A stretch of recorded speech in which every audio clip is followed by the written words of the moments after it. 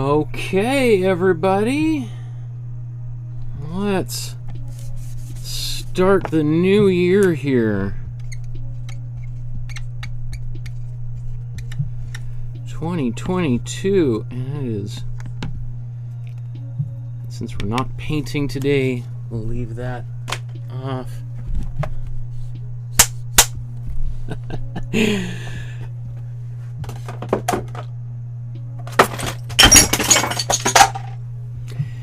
What a way to begin! Good afternoon, everyone. My name is Michael Markowski. Welcome to my studio.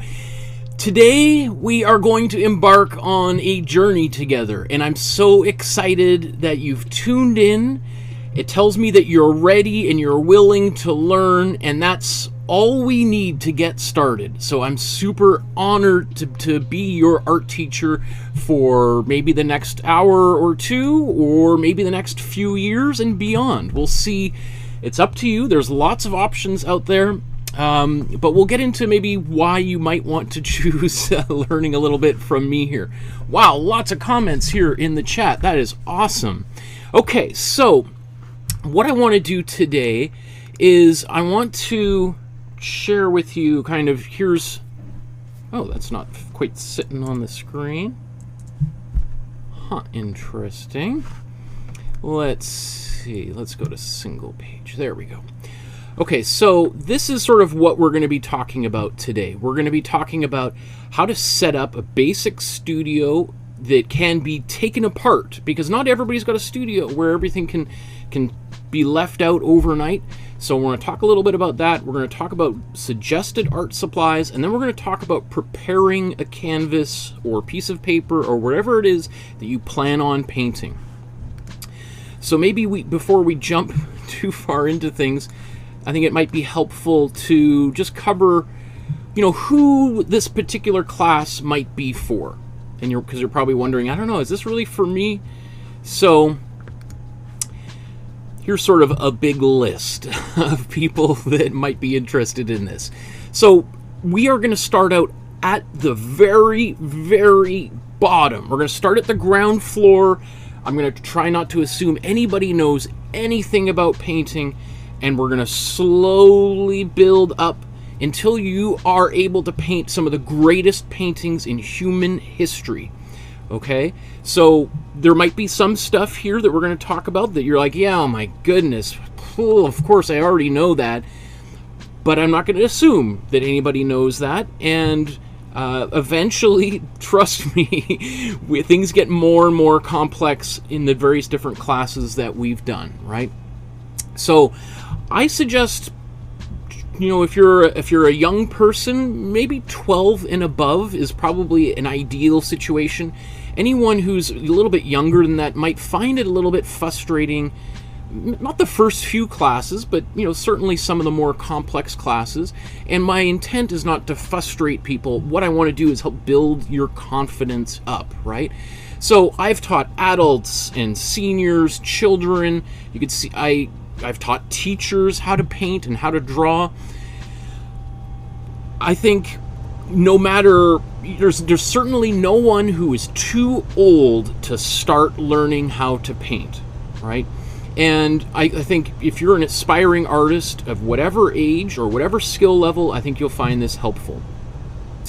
So some people really want to become professional artists and to be exhibiting in museums and art galleries. That's awesome. You'll find stuff that's very interesting here.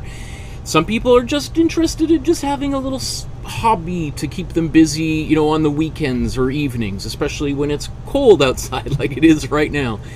But I also think there's a lot of information, especially in these first 5 episodes, that's going to be helpful for anyone who's doing anything kind of adjacent to art, whether it's a graphic designer, whether you're professional or you're just beginning, you're a young student or an old student, fashion designers, decorators, people who want to be able to communicate their ideas to a larger group of people.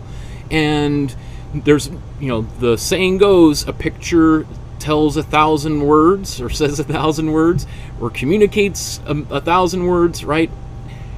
It's true. So if you know a little bit about how to use paint, how to communicate your ideas visually, it makes people can just look at it and like, oh, okay, that makes sense. Yeah, that's really helpful. I can use that. I can work with that, right? Other things is people who work primarily on their iPad. You know, I'm controlling all of this on an iPad. I do digital drawings. Right now I'm working on a graphic novel that will be out in probably March of 2023. And I'm doing almost all of it, or at least the initial stages, on my iPad Pro. Awesome, super cool tool, but there's nothing like learning how to paint with your fingers and getting your fingers a little bit dirty. Other things too is other artists who might be sculptors or poets, dancers, musicians. I think understanding the basics of painting, again, will allow you to express yourself beyond those mediums. Because maybe you're just a sculptor because that's what was available to you when you were first learning, but maybe trying a little bit of painting would be helpful. And I also think experienced artists would find a lot of this helpful. What we're going to talk about over the next 5 classes is things that I didn't learn when I was in art school. Now, I teach at an art school now, and I talk about a lot of this stuff now, but I hear from people all the time, why didn't I learn this when I was in art school? That's crazy, right? It is crazy. And then lastly, entrepreneurs, anyone who wants to communicate their ideas, knowing how to mix paint, to get any color on earth with just a very simple palette, it'll blow your mind. And we're going to do it all over the next 5 episodes and beyond. Okay, so let's just talk a little bit about who I am before we get too far into this, because you're probably like, oh, that sounds really great. Like, why should I listen to you? Right? So, my experience as a teacher here.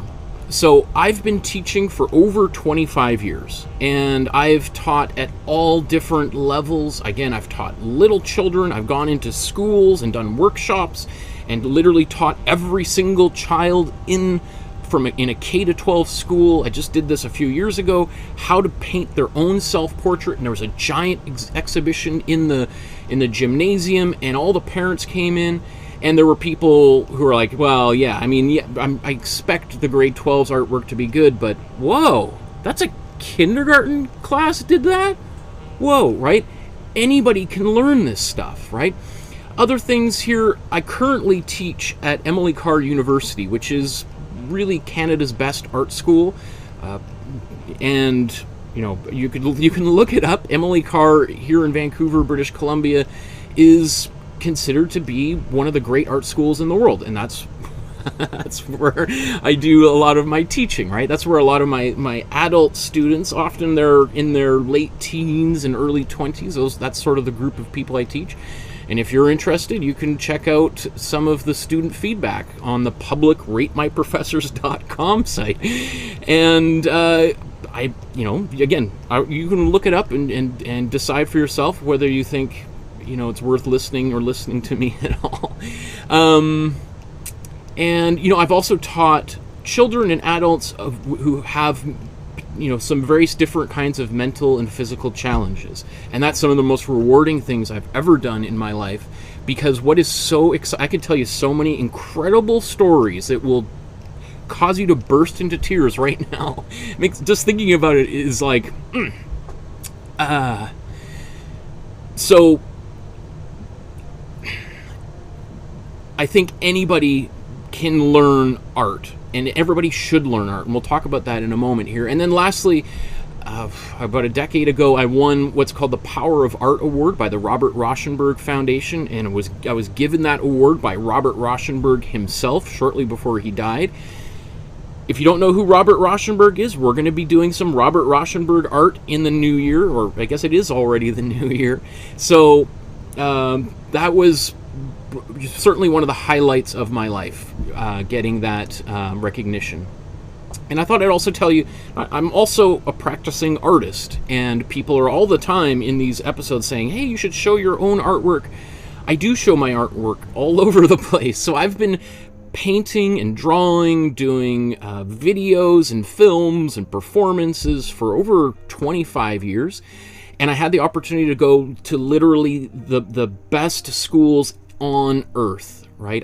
I began at the Alberta College of Art in Calgary, Alberta, which is where I was born and raised.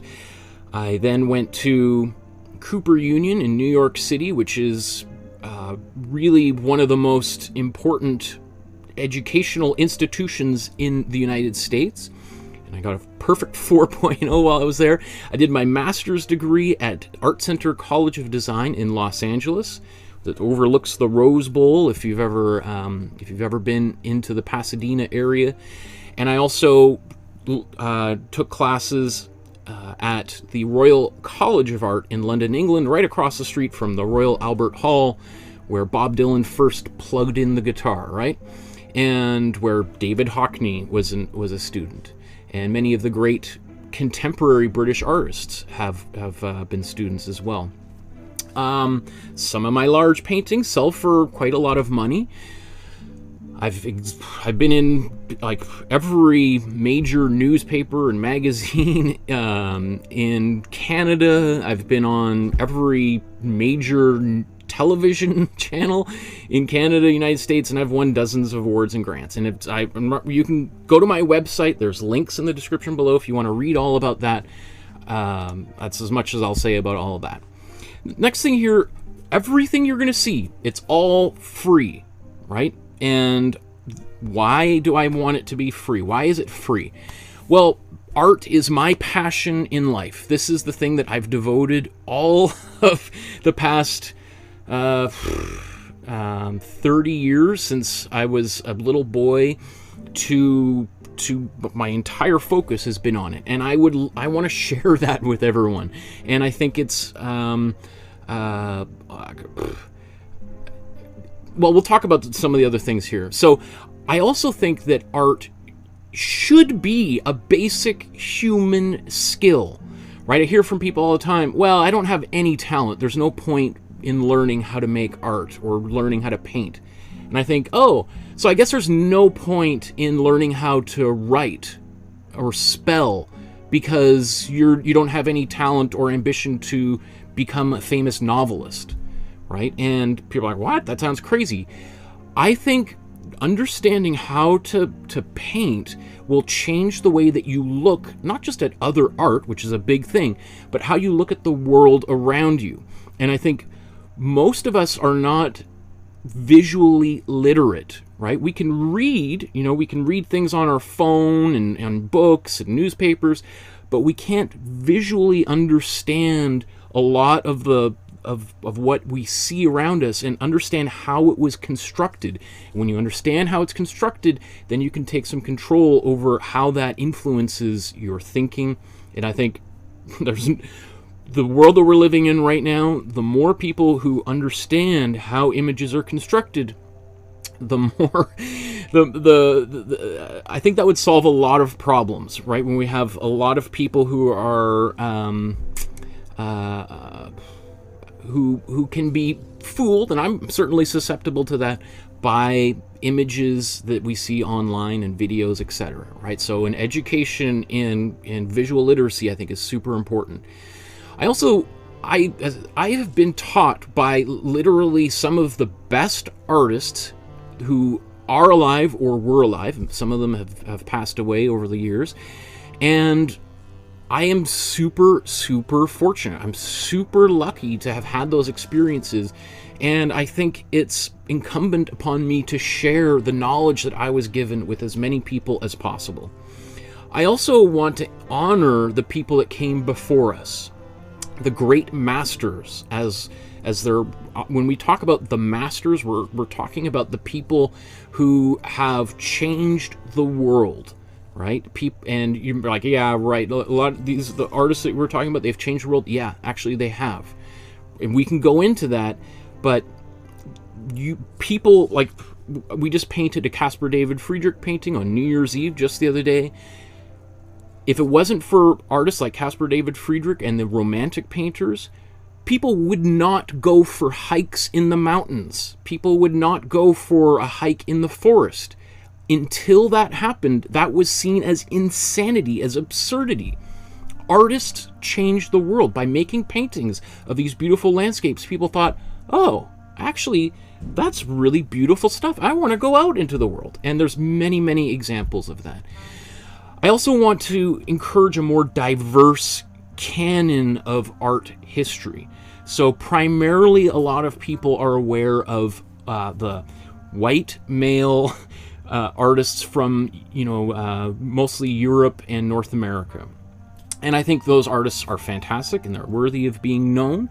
But I think part of my role as a teacher is to help educate people about all the other great artists from all the other incredible cultures and places on Earth, who come from diverse backgrounds, from diverse economic backgrounds, and I think the more that we're exposed to that, then the more understanding we have about other cultures, right? And the less likely it is for people to say and believe hurtful and completely inaccurate things about other people on Earth. My goodness, that chat is exploding. Okay, I'll try to read some of this here in a little bit. I also, I want to promote a healthy alternative way for people to express their feelings and emotions and thoughts. And a lot of people don't have those kinds of tools. And I think that's one of the reasons why we see, I think that's why we see violence, why we see so much depression, why we see people who become addicted to various different kinds of things, is they don't have a way to talk about and communicate the things that they're feeling inside, right? And as soon as you understand different ways, maybe writing isn't your way, and maybe painting isn't your way either. Maybe it's sculpting, maybe it's playing tennis, right? Whatever it is that helps you exercise the feelings and anxieties you have, I think is my little part towards helping the world. I also mentioned a few years ago, I got into a brutal bicycle accident. I was hit head on by a car that turned at the last second in front of me. I was on my way to go teach at Emily Carr University. I was literally a block away, and that was like a huge moment for me, where it was like, and because the car almost ran over my head. The wheel stopped within inches of my face, and it was a very traumatic experience. And because of that, I also believe very strongly in mental health, and I encourage people to seek therapy and medication, and I talk about that in my classes without any shame or embarrassment. I think the more people who talk about it, the better. In fact, that's one of my responsibilities at the university. I am a ambassador for the I'm Not Myself Today program. So that's so anyway, that moment for me was like a huge awakening, where I realized I almost died here, and what do I want to do with the rest of my life, and what unique skills and abilities do I have that can help other people potentially make a 5% improvement in their own lives, right? So I was like, oh, well, I was just on my way to school. That's interesting. I almost died on my way to teach. I think that's what I want to do more of. And I have had the fortune to, I've been to the top of the mountain when it comes to success as a visual artist.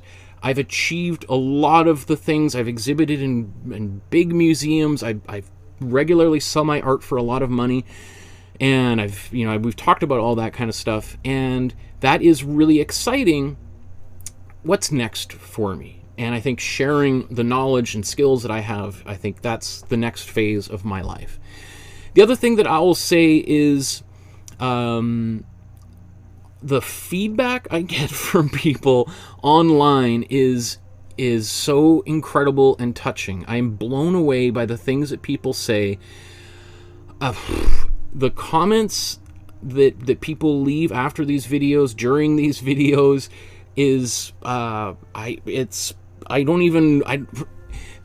So that for me is very life affirming. When I see that, I think, okay, I actually, you know what, I think I am on the right track. This is what I should be doing with my time. And the last thing I have on here is just talking about my daughter, who is the most important person in my life, along with my wife. I think family is really important. And when I almost died, my wife was about a month pregnant, I think, at the time. And that was the thing. I was like, oh my goodness, what if like I wasn't able to see her? What if I like have a heart attack right now and drop dead? I want there to be some record of who I was, and if she's interested, here's some of the skills that I could share with her. I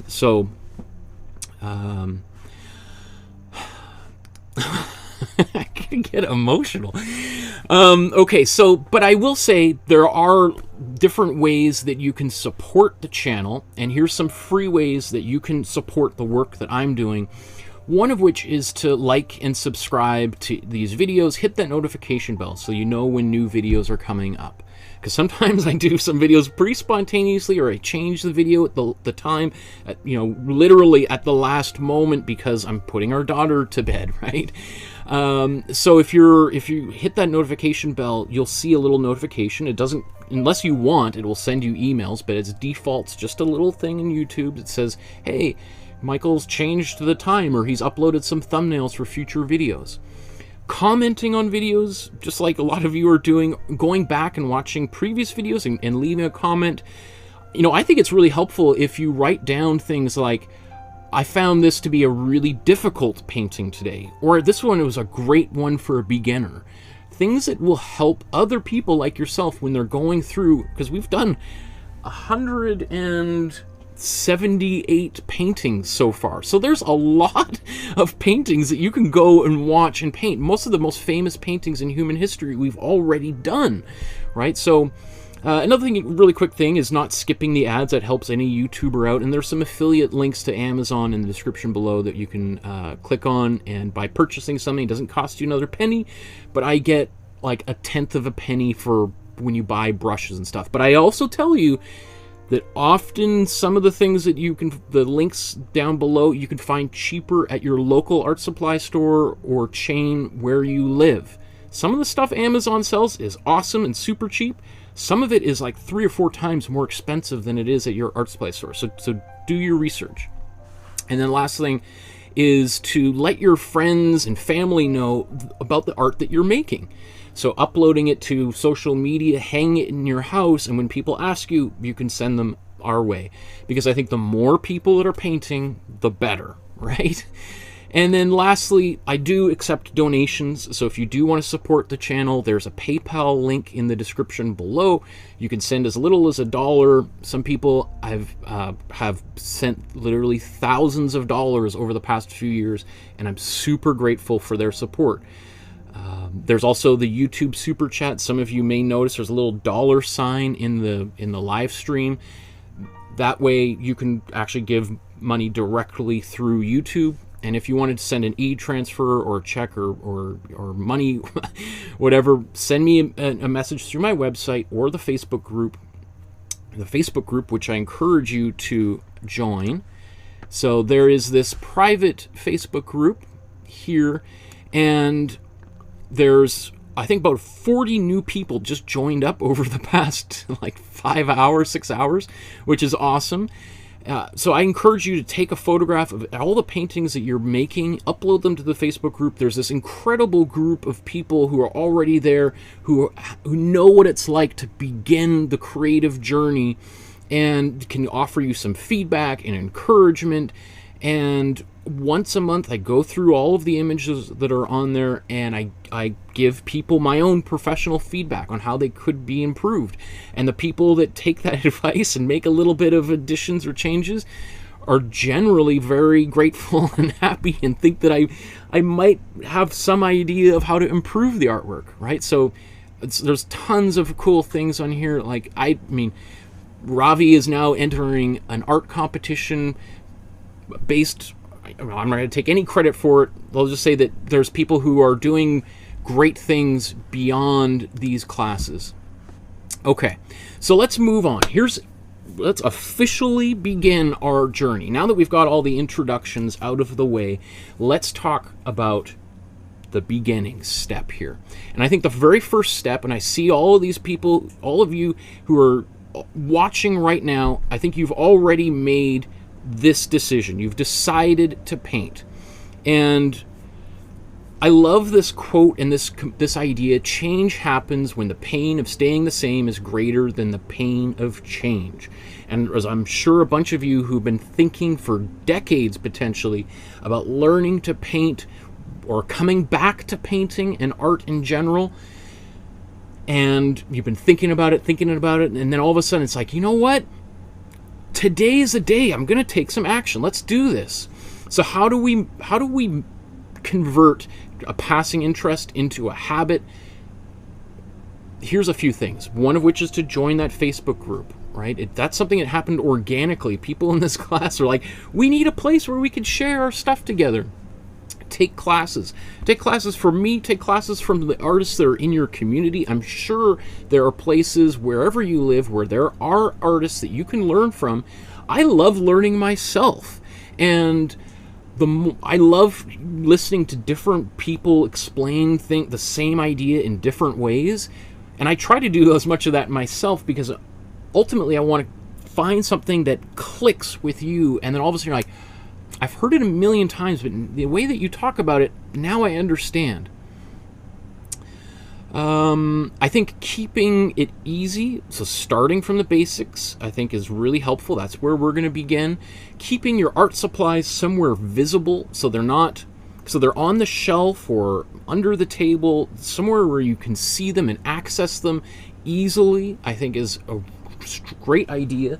A lot of this stuff is in a book called Atomic Habits here, right? So this is not all just me coming up with a bunch of genius stuff. Atomic Habits by James Clear, highly recommend it. I think the idea of having realistic expectations for yourself is really, really important, right? People don't, I've taught classes where people, after 30 minutes are in tears because they're so frustrated that they're not able to paint the Mona Lisa perfectly. And I think, wow, I love the passion. That makes me excited that somebody is so passionate and wanting to learn.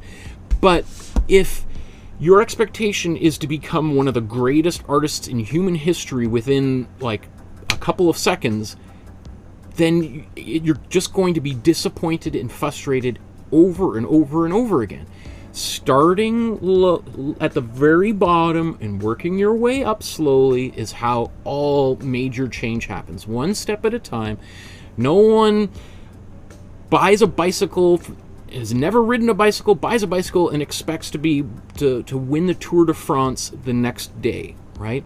No one expects to take a tennis lesson and be able to defeat Roger Federer the next day. It takes time. Okay, I also think that focusing on your progress in the process is very, very important. And remember that every single painting you make is a win. Even if it doesn't turn out the way you want it to, just the fact that you're doing it is an achievement. And you're learning things even if you think it's turned like...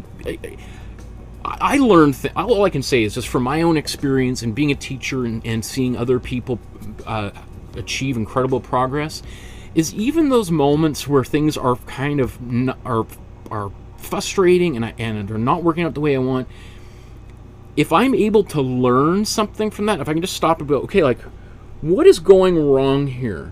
What is the lesson that I can use in the next painting? Then that's great. I think we learn more from our mistakes than we do from our successes, right? And painting it will teach you a lot of stuff, not just about painting, but about who you are and life in general. And lastly, here is no artist, even the great masters, was successful 100% of the time. When we go see Leonardo paintings, Picasso paintings, Frida Kahlo paintings on walls of museums, we're seeing the greatest hits they ever did. You're not seeing all the stuff in the back room that they never wanted to sell, that they tore up and threw in the garbage and somebody pulled out of the garbage. You don't see most of that stuff. You don't see all the struggle. You just see the glory at the very end, right? And I really think that there's a lot of people who expect that every time they sit down to make a painting, it's going to be perfect, and then they're just disappointed, right? So let's slow it down a little bit, have some more realistic expectations. Okay, I want to talk about a few things here that before we even begin is one of the things that I believe in is having some music playing while I'm working. I think ideally, if you're in an environment where you can share a studio with people and you can paint along with them and you're chatting in a group setting, that's great. I really miss those times of sharing studios with people. I also think sometimes it's really nice to be in a totally quiet environment. I try to wake up every morning at 5 a.m. and I come down to the studio and I work on my graphic novel. It's totally quiet and peaceful. There's like houses kind of creaking a little bit, but otherwise it's so nice to be working in the quiet. So I understand quiet is great. I also think here's just a few of the things that I often will listen to when I want a little bit of stimulation. I like listening to instrumental music, classical music or rock music without any lyrics. Generally, that's great because it allows me just to focus entirely on what I'm doing. On the same side of things, sometimes I like hearing a human voice, right? Here's a bunch of podcasts that I really like. This American Life, Hardcore History are these great podcasts. They're like 6 hours long about, famous wars, and they're super like but the guy who tells them is this great storyteller. I like true crime stuff, Fresh Air, great kind of discussions with people from all over the world, from various different kinds of backgrounds. 99% Invisible is a design podcast. Revisionist History, that's Malcolm Gladwell. This American Life and Radiolab, if you haven't heard them, they're the two best podcasts or radio that have ever been created, right? Radiolab won a MacArthur Genius Grant for it. Great stuff. Audiobooks from the library, great idea. Radio plays. Here's another great podcast, The Truth. Highly encourage you to listen to that. It's really cool. It's like an old-timey radio play, but done today. And you can also, there's lots of great radio plays online that you can watch or listen to while you're painting. The Shadow, old Batman ones, etc. Those are fantastic. I love watching or sort of having in the background things like Law and Order, Criminal Intent, which I've watched every one of those episodes probably 50 times. They're just sort of playing on the background on DVD, and because I've seen them so many times, I don't have to, they're sort of like white noise to me at this point, or I kind of giggle and laugh every time I hear something like, oh, this episode. Another thing, and this is just a personal preference, I like having sports on, sports without the commercials, preferably, because I'm a sports fan, but if I miss something, I could care less, right? So I think those are much better to, for instance, live television, radio. I find really distracting because I often am like, what are they talking about? And then as soon as those moments happen, when you pull yourself out of the painting, that becomes really distracting, and I want to be able to focus as much as possible. Same thing with the news. I mean, we could have a whole conversation about that, but again, when you're trying to focus on your art, having the news on, they're always trying to get your attention anyway, right? And lastly, this might sound counterintuitive, but for me personally, I love listening to artists' interviews, but if they're on, I'll often find myself like, wait, what? And then I'm just watching in fascination, and I think that, again, pulls you out of the artistic process.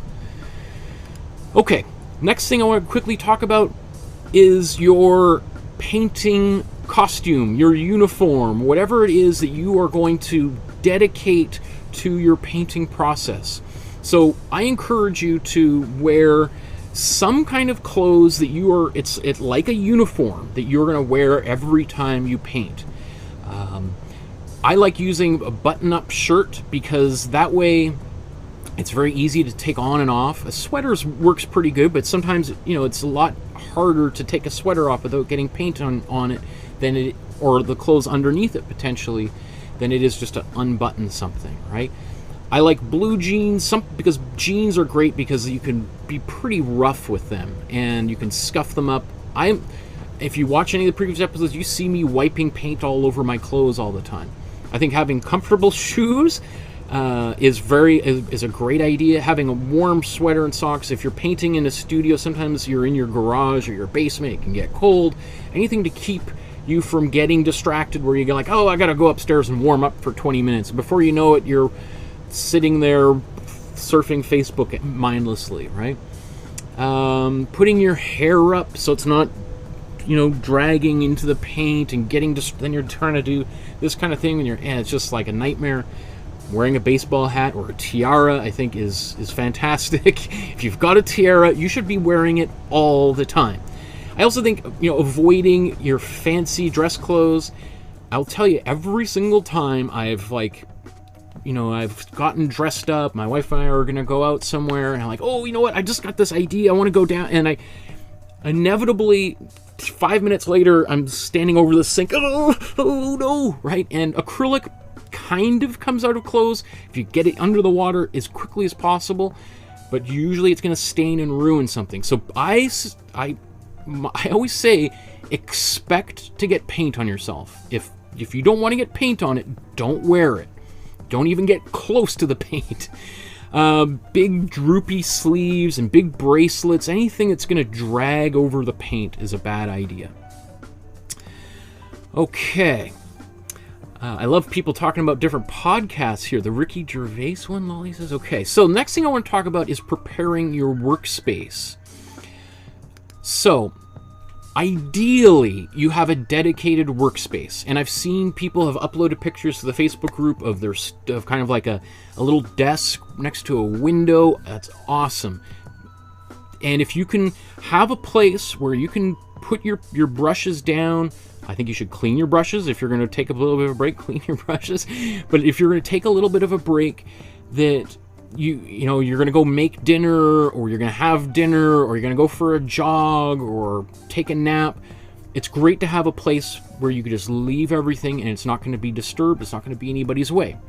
But I know that most people don't have that kind of a situation, don't have that kind of a setup. So you have to find ways to be creative. The kind of the tools that we use here are very minimal, and you can pack it all up or set it up within about 5-10 minutes at the very most.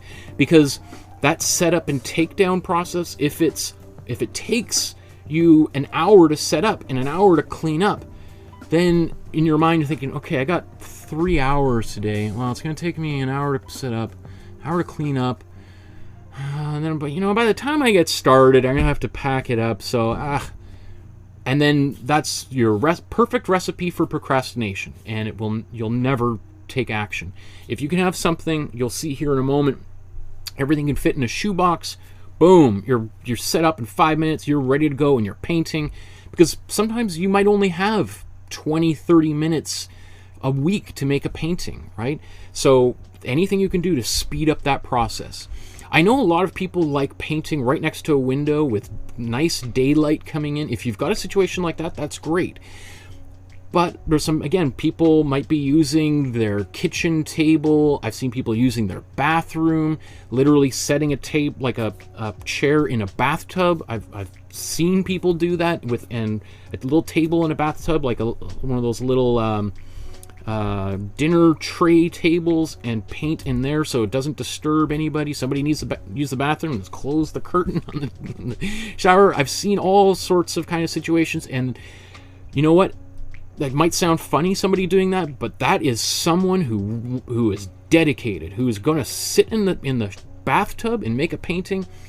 You have my respect. If you're painting at night, and again, a lot of people work in the day or have children they got to take care of, my recommendation is having daylight bulbs. And daylight bulbs are different than your regular. Most 85% of all light bulbs have a bit of a yellow-orange cast to them. I strongly recommend you get a daylight bulb, which has more of a white or slightly bluish quality to it. And I know some people are going to say they don't they don't like that kind of light. It's kind of too intense. And if you're trying to sleep, daylight bulbs are the worst kind of thing because they convince your brain that it's light outside, right? But if you're trying to paint, having a white light will help you see the colors, the true color, as opposed to the color that's being modified by a slightly different color of light bulb. And that can be very confusing because you paint and it looks great, and then you take it upstairs, put it on your mantle, and the daylight comes in, you're like, wow, that looks very different than, well, that's weird. I wonder, I'm sure it's your lighting. Having some kind of surface that is non-staining is super important, right? If some people have nice tables that, or like think of your kitchen countertops. Like we've got kitchen countertops that you can clean very easily, but if you got anything like a curry on there, it leaves this big yellow stain, and it takes a while to clean that thing off, right? So paint can often stain surfaces, right? So if in doubt, cover your table. We'll talk about yeah. So just some cheap butcher paper, or even maybe Christmas paper that you can, or newspaper, or just newsprint that you can put over your table to protect it. Again, expect that you are going to spill paint at some point, because it will happen. It's not a matter of if, it's when. So are you comfortable getting paint on those surfaces?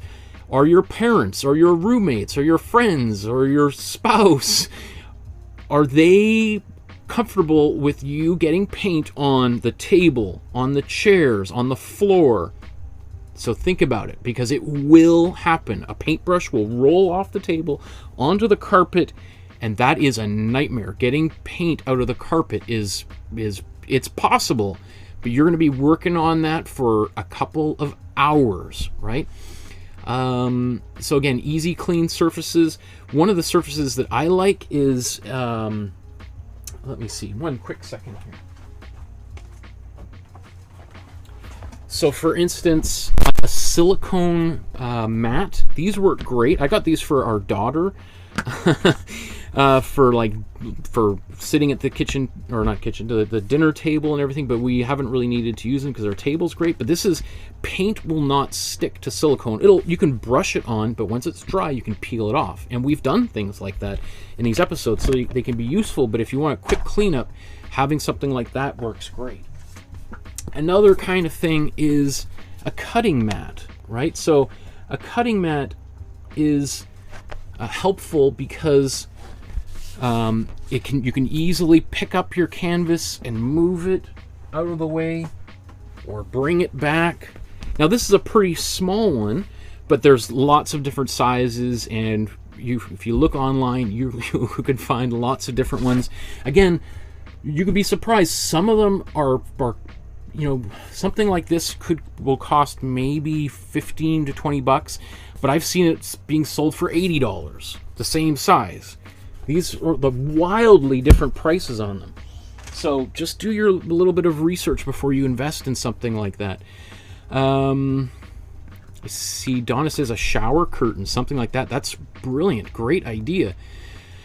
Right now I'm standing on an ergonomic standing mat, right? If you're gonna, I like painting while I'm standing. I like kind of, not just when I'm on being recorded doing this stuff live, but I also like, this is how I make my painting. This is my studio. This is not just a television studio. This is my working space, right? So I like standing, having a little something to stand on, with stuff on it, so I won't bring it up here, but is really, really helpful, because your legs are going to get sore, and you don't want sore legs. You want to be comfortable. You want to be happy. If you're going to sit down, I know a lot of people like sitting, so have a comfortable chair, something that is not going to make your back sore, right? Because again, that's going to lead into you feeling like, makes my back sore, I'm going to stop painting, right? We won't want that to happen. We want this ball to keep rolling, right? I also think having some place where you can put your wet paintings, You know, especially if you've got to pack everything up at the end of a session, having a place you've already kind of set aside for a wet painting. You know, sometimes like it's just as easy just putting a book like on a bookshelf. You can kind of set it on top there. Again, keep in mind some of that paint might drip down onto those books. Are those your rare first editions of whatever important novel, or are they, you know, just some junky romance novels and thriller novels? Not that there's anything wrong with that, but you know, the kind of things that you would be, you know, you got from a used bookstore for 50 cents or whatever, right? So just some, because you kind of want, especially once you start getting going and you start getting a rhythm, you want to start kind of thinking a few steps ahead. Like, okay, where am I going to put this painting when it's dry? Or, oh my goodness, the kids came home early. Oh, I got to put dinner together. Where am I going to put this thing? If you've already thought that way ahead, then you can just go, boop, okay, pack it all up, boom. Right? And that will make your life a lot easier. Yeah, again, just carpets are a nightmare. If you have to paint on a table that's on top of a carpet, I would put something down. Like you can get, for my wife, she's working from home, as most people are these days, like a mat that goes, this kind of big roller mat that she can sit on her desk chair on. And it's, you know, it's nice and big. I think it costs like $70, which is kind of expensive maybe for some people. But if something were to happen, just think about the consequences of that. Okay, so let's move on here. So, oh, where am I? Okay, so cleaning supplies. And this kind of goes into what we were just talking about, being prepared to have a disaster. It will happen. You will spill paint. You'll knock over your cup of water. A brush will fall on the ground. A tube of paint will fall off the table. You won't know it's there, and then you'll step on it, and you'll, oh no, what do I do? And if you're in that moment where there's water full of paint dripping off the table, and you're thinking, where's a towel? Which towel do I use? Do I use the new ones that my father-in-law got us for Christmas? Or, if you've already got stuff to clean up right nearby, like I've got tons of rags here, right? These are old t-shirts, right? Here's an old, like zip-up sweater that I've cut down, scraps of fabrics. I've taken old towels. I've got lots of this kind of stuff, right? Here's towels. I tear them down into smaller strips so that they're really handy. I've got boxes of that stuff down here. And I've got them by the sink over here, so if something were to go wrong, I'm prepared. So again, like rags, I like, one thing I do when it's a big moment for me when a t-shirt is starting to kind of fall apart, right? I get the scissors out and I'm cutting them out. I do put those little pieces of t-shirt into the wash before I use them, because if I just take that little shirt, and if you're using it to actually clean paint off a painting and it hasn't been washed, then little fibers are going to fall out and get into your paint, and now your cleanup problem just became a bigger situation, right? So if it's nice and clean, you've run it through the wash, then you can use it for actually to do things in the painting itself. Non-toxic chemicals for cleaning.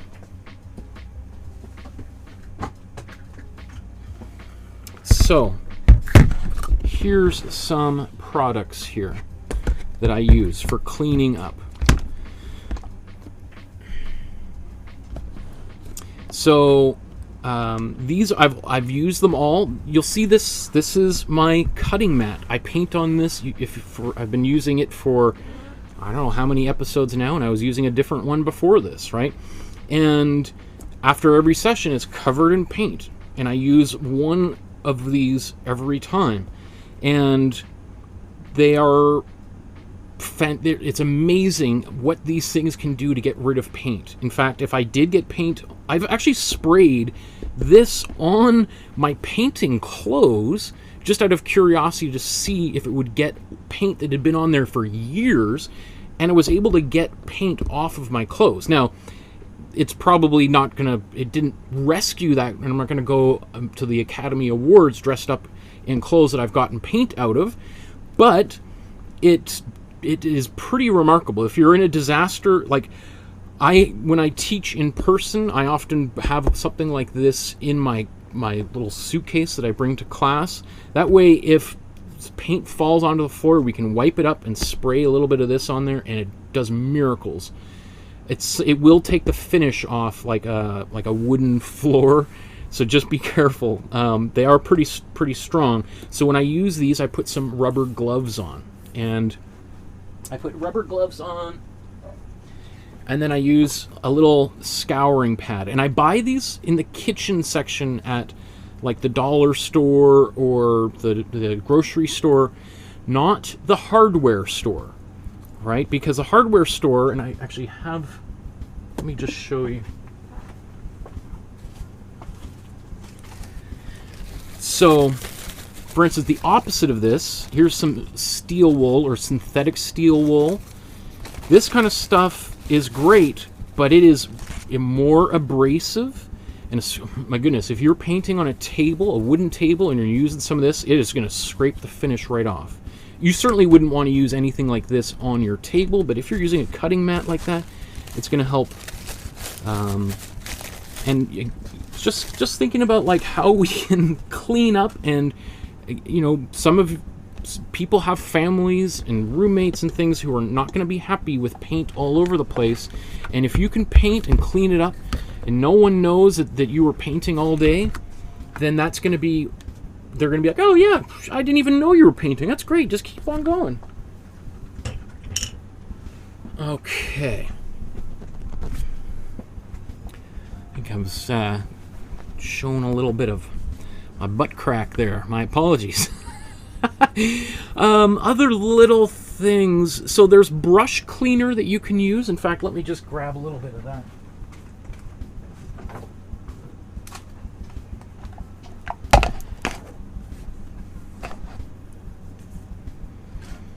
So here's the Master's brush cleaner.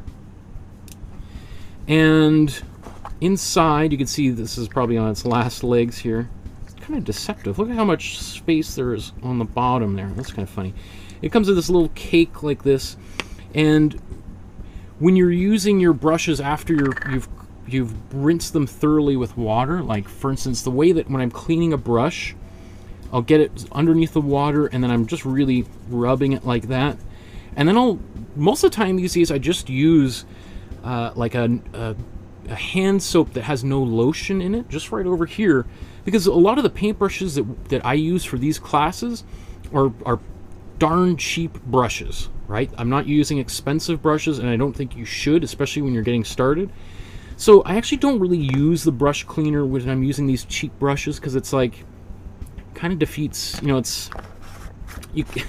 they're not going to get any better. But I will say that not only does this material clean your brush, but it's got what it calls a preserver, which is sort of like a little bit like hair conditioner, right? It does soften the brush a little bit, and so you can use that kind of stuff if you want. I'll also just mention here, they also make a hand soap, which is awesome. This, if you're going to get something from these guys, I'm not sponsored by them at all. I don't even, but what I like about this is it's kind of got a little bit of a rough texture, and this stuff you can get all sorts of things off of your hands if you're if you've got, you know, anything oily or even some kind of chemical on there. Using that brush, the hand soap, is awesome. Okay, I see the robots, spam bots are starting to spam my channel already. It's always like a uphill battle with those things. Anyway, again, trying to avoid anything that is abrasive or toxic, has strong odors, all those things, bad, bad, bad, bad. Let's keep on going here. Next thing I just want to mention, and I'm giving it a whole step because I think it's important to have a good cup of water. So I think having a cup that is made of glass, oh, that was loud, my ring hitting it. Sorry, your ear just blew out. But a cup like this is just like from what, a salsa jar that I got from the grocery store, right? This works perfectly. And what's great about this is there's also a lid that can fit on it. Now, I've long lost the lid because I've got a dedicated space down here. But if you're painting on your kitchen table and the phone rings, oh, I gotta run, I gotta go solve some problem or pick somebody up from school, and you've got a cat or a dog around and you just leave this on the table, it's entirely possible that Fifi or Fido are gonna come and knock this over while you're out. Oh my goodness. So if you can just put that lid on there and one less thing to stress about, it doesn't matter if the water evaporates or anything, that's not the issue, it's just it's spilling. Now, if you don't have a pet that could knock it over or a small child, then you don't have anything to worry about, but that would be my recommendation.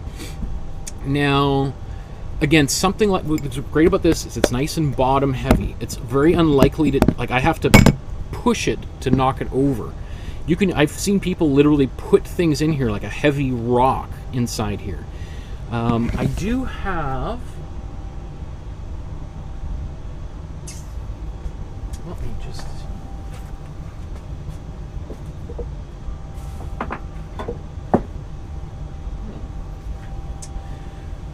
I was going to, I have a, I also paint in oils as well, and I have a special container. It's got this kind of coil inside of it, which is great because you can take your brush and rub it along the coil inside there to help get the paint off of the bristles. Just another little tiny thing. But things to absolutely avoid is like a styrofoam coffee cup or a plastic cup because those things tip over very easily, or potentially they can leak.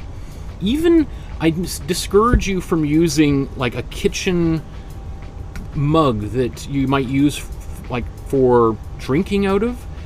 First of all, you certainly don't want to be using any paint that comes in contact with your inner body, right? You don't want to be cleaning your brushes and then 20 minutes later going upstairs and putting coffee in there. Even if you clean it nice and thoroughly, sometimes that stuff can get into your body. You don't want to even chance it, right? So the other thing too, and I've done this while you're painting away, you got your brush to dip your paint in, and then you just, without thinking, you like, whoa, that's my my water that I clean my brushes in. Ooh. Right? If it's got a handle on it like that, I know it sounds silly, but this is just me talking from all this experience. Trying to avoid having anything like that is a good idea. Now, and also maybe just lastly here, I often just use lukewarm water right out of the tap. I think it's probably not the best idea to have boiling water or freezing water when you're painting, right? Lukewarm water, I think, is your room temperature water is best. Okay, so now we're going to start talking about supplies here. And this is the stuff that I've broken down to essential and then optional things. And we're going to go through these in depth here in a little bit, but this is just a quick overview. Having your paint is like pretty obvious, but what kind of paint? We'll talk about that here, because we can mix virtually 97% of every color that the human eye can see with a very simple, limited palette. And over the past year and a half, after the 178 paintings we've done together, I think I've proven conclusively that it can be done. So I think one of the things that when I was beginning as an artist, I was overwhelmed by the different palettes that different teachers would recommend. And they would have very specific paints that you had to go buy, but then you go to a different class and they have a different set of paints to buy. And and it's just like, what on earth? We can do everything with these sets of paint, of tubes of paint. So You want your paint and white. Your support, that's the art word for what you're going to paint on. What's going to support the paint, right? What's the painting surface? And we'll talk about that in a moment. You want paint brushes, obviously, a palette to paint on, but you can also just use wax paper. Often when I'm teaching large groups of people, I'll just bring in literally wax paper or parchment paper and just tear off a sheet for each person. And what's great about that is if you have a color wheel, which we're going to start mixing next class, is you can literally put this over top of the color wheel and it's semi-transparent and you can kind of see where your colors are. So I've seen people take out the wax paper, put it over top of their color wheel, and that way it helps remind them of what colors do what, right? But I do have a palette that I use. So I use something like this, and you'll see, we'll explain all of this next class. But I have a whole bunch of these little tiny palettes that I use for mixing. But I've also taught classes where we just use like lids from yogurts containers. Whatever's available, I think will work. And I really strongly encourage you not to over-invest right at the beginning on art supplies, because then things get kind of very precious very quickly. So keeping it simple, keeping everything inexpensive, I think works really well.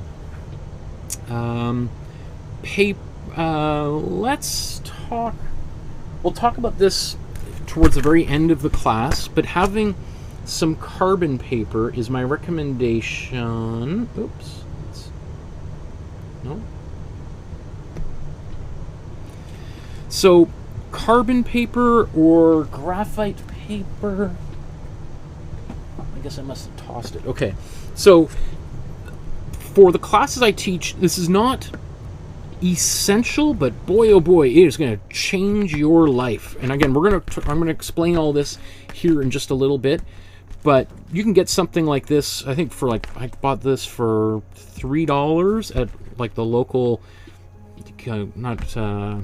sort of dollar and up store, they call it here, and it is awesome. I'll show you how to use that, but there are different ways to get images on the canvas without using it, including just using a pencil and just drawing directly onto the canvas. Optional supplies, black paint. What do you mean black is optional? Yeah, because I'm going to show you how to make your own black paint with the colors that we use. There's many times, like here's this is a Vincent van Gogh painting we did for Halloween. A very famous painting. The head of a skeleton with a burning cigarette, right? If you want to learn how to paint this one, we did this just, and this here is not black paint. This is a color that we mixed with just those 6 tubes of paint, right? It's it will blow your mind. And we'll talk about why I suggest you do that when we get to that part. But you don't really need black. If you want, you can get it, but I would get a very small tube because you're barely going to use it, at least with me. And most artists historically, I mean, they had black and they might have used a little bit of it, but you can do any painting without black. Other materials that I think would be helpful include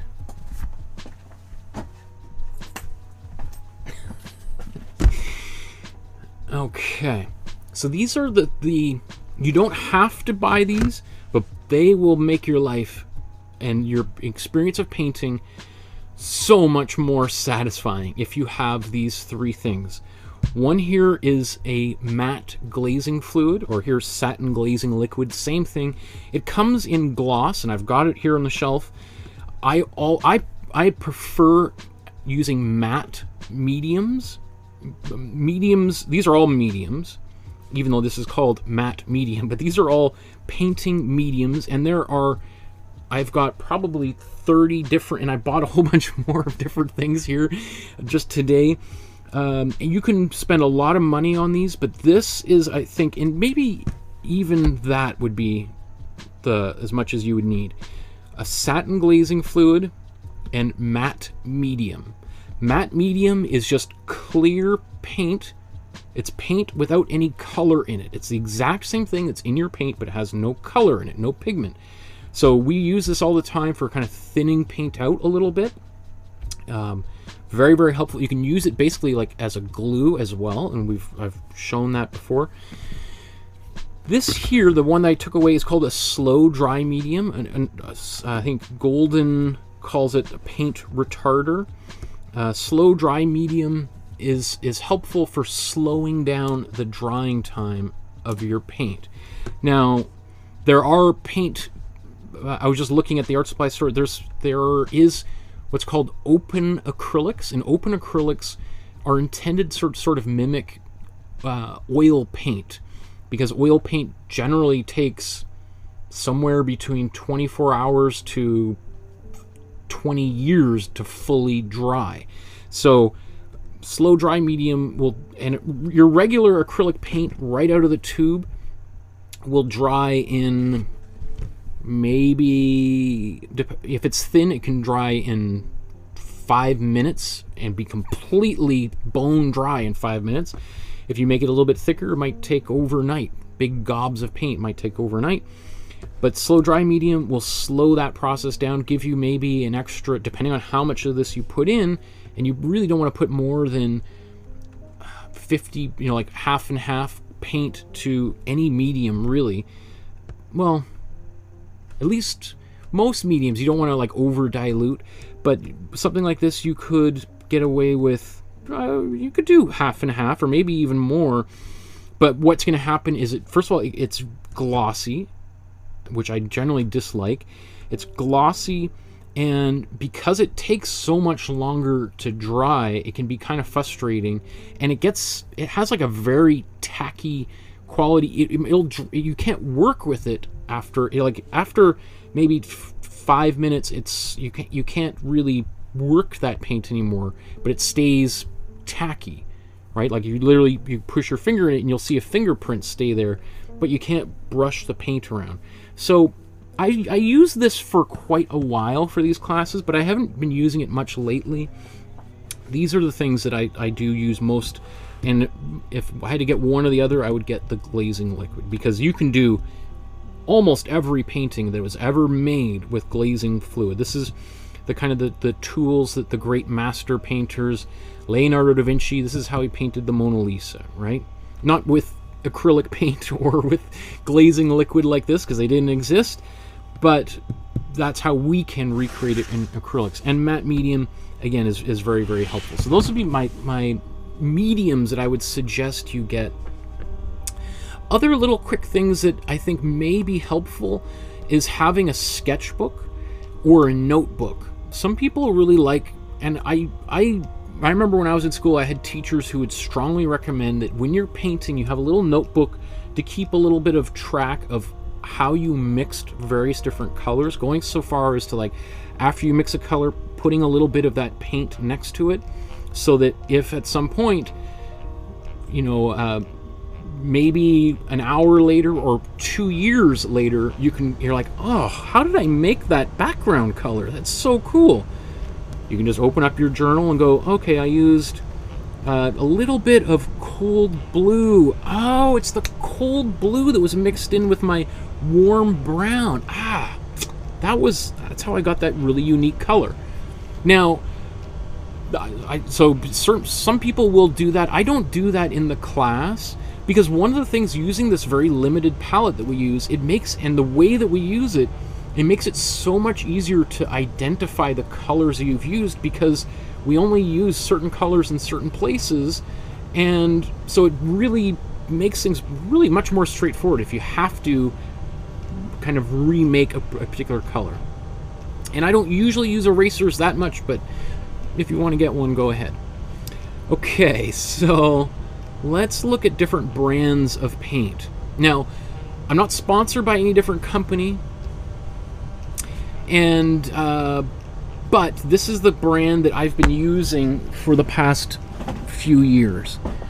I like it because it's cheap and relatively high quality. Honestly, we've painted, again, most of the great paintings in human history. And like, I don't know, you tell me if you think, does it benefit to buy really good paint? Sure, you know, yeah, absolutely. If you're buying really good paint, you're probably going to get better results. But when you're just beginning, why waste the money on really expensive paint if you're just sort of playing around a little bit? You know, because what ends up happening is people, if you have really expensive materials, people become very stressed out about making mistakes. They're like, oh, well, that was $5, $10, $20, $50 just down the tubes in this garbage painting I just made. So I wish I, you know, so then people, so if money starts becoming very center of mind, then it can become a limiting factor or a reason to procrastinate. Sorry, a little bit of tea here. Now, let's just look at this overhead here. So, we have made every painting with this set. Now, I've also used white, and we'll talk briefly about different kinds of white here in a moment. And I do have a black.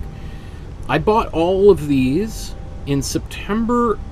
Well, okay, so I bought a set of this in September of 29.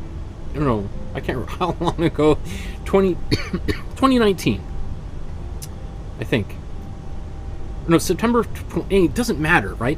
What matters is that I bought a set just like this, and these are the what size? 250 milliliter bottle.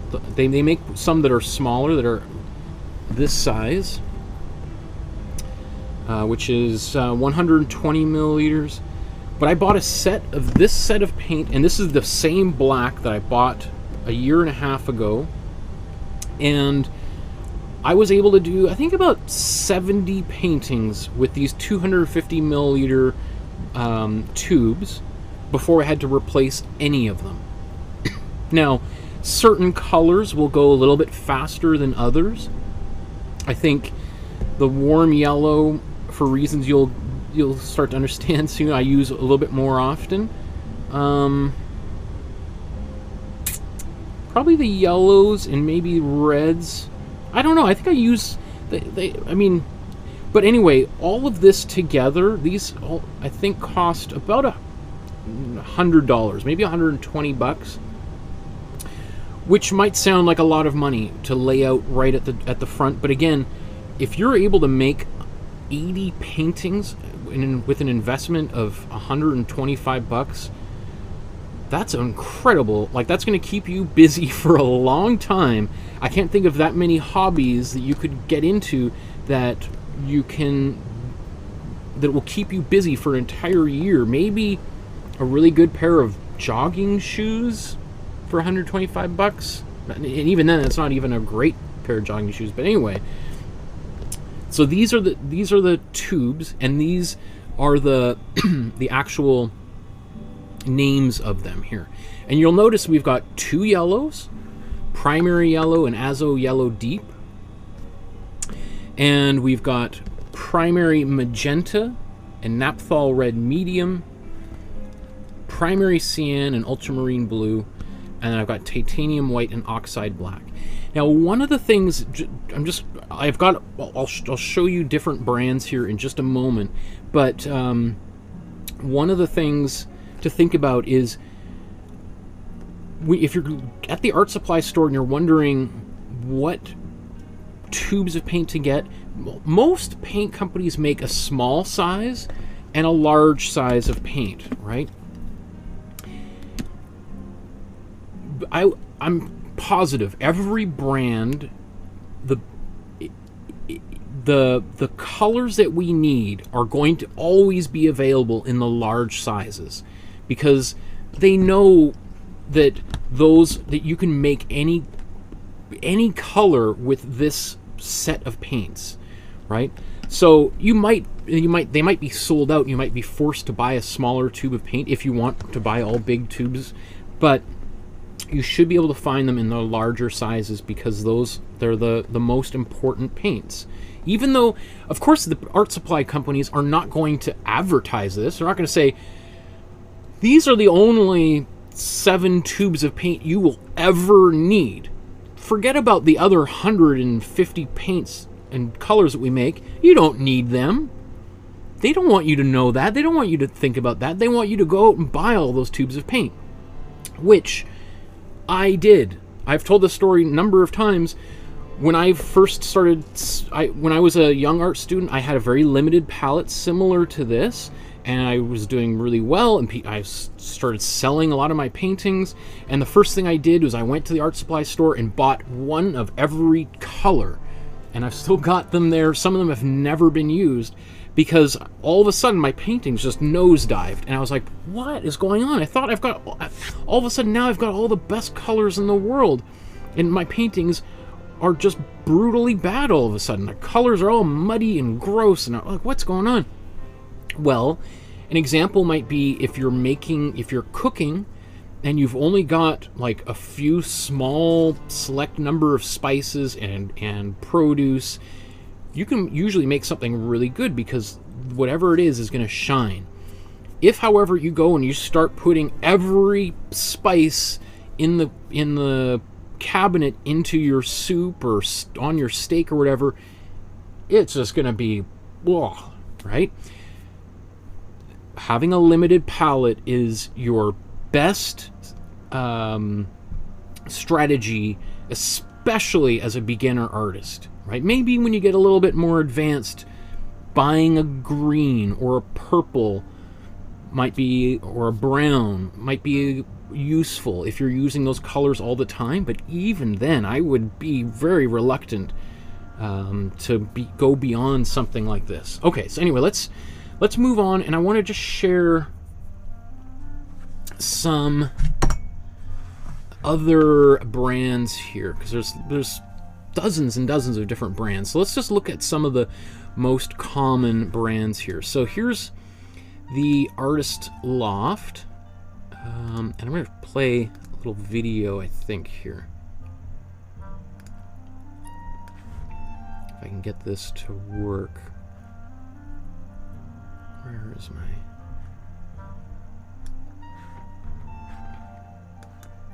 So Artist Loft, I think this is a brand at that you can get at Michael's Art Supply Store. I think this is their proprietary brand. And again, I'll put up the names of these on the screen here in a moment. But this kind of a palette, you should be able to do everything we're doing here together. All right, so here's the Artist Loft series of paints. The one thing I'm a little bit skeptical about is that deep magenta. I think if there was a little bit more, maybe just the regular magenta, this might be a little bit too dark. So I don't know if they make, this is just what I was able to get when I was at the art supply store most recently. Oops.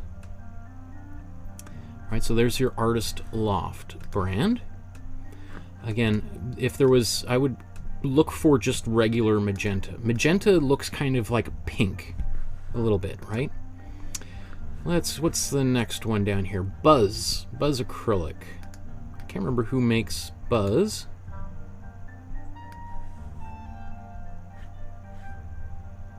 Let's open this up here.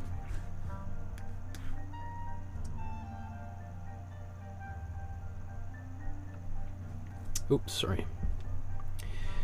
So,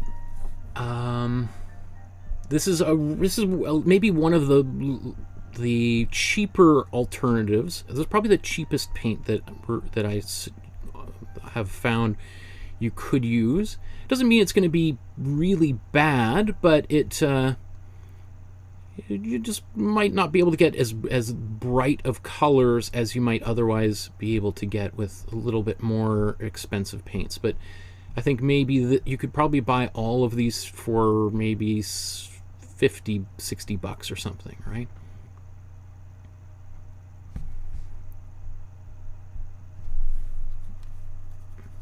Okay.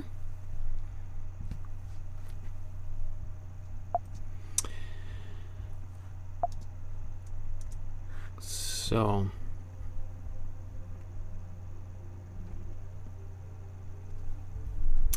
oh, I see what I'm doing here. Okay, so here's, again, it's always important to remember we've got 2 yellows, 2 blues, 2 reds, and a black and a white, should you want the black. Let's move on here to golden paint. So golden is probably one of the largest, most well-known brands of paint. So let's look at goldens.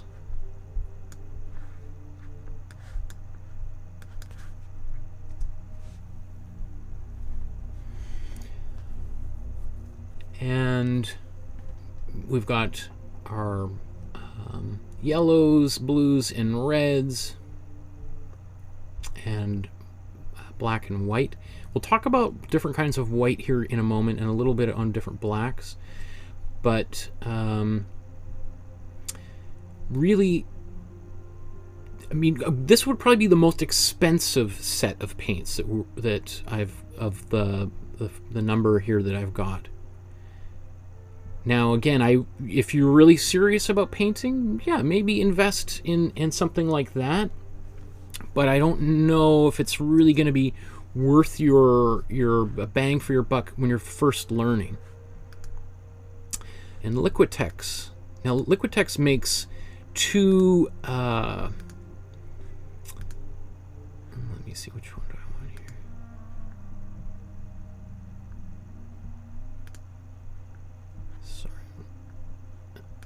Here we are. So Liquitex makes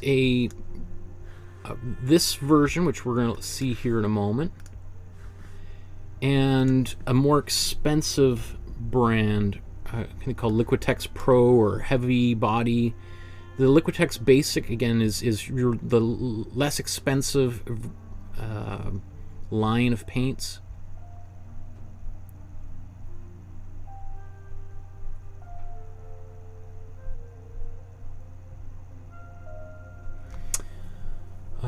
And Liquitex is also, you know, a global brand that you should be able to find at your local art supply store, no matter where you are on the earth. And let's just bring up that again.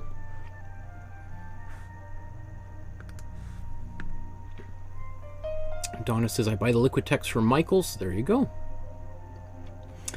Okay, and the Peebo Studio. And I'm just trying, who sells this? Might be another Michaels brand, or at least they might sell it there. So let's look at.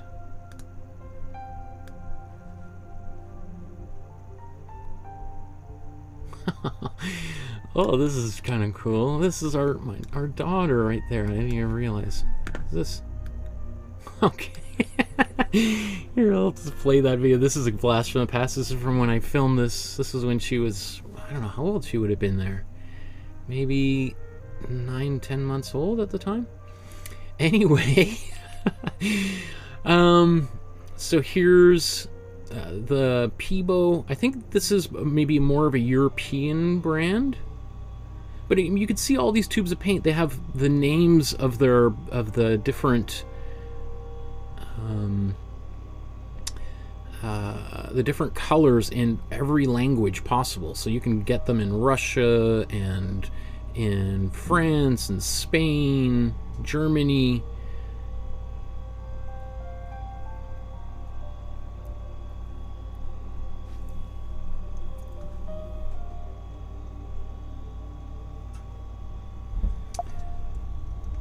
Okay, and let's...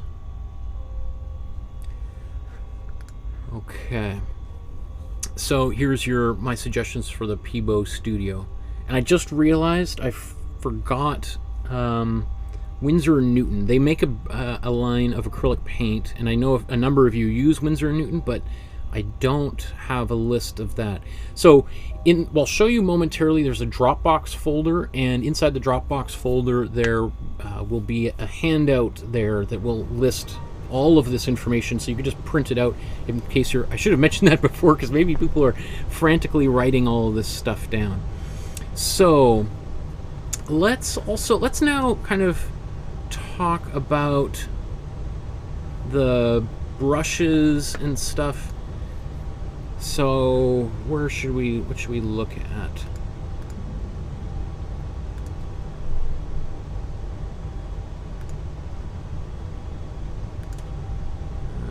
Come on.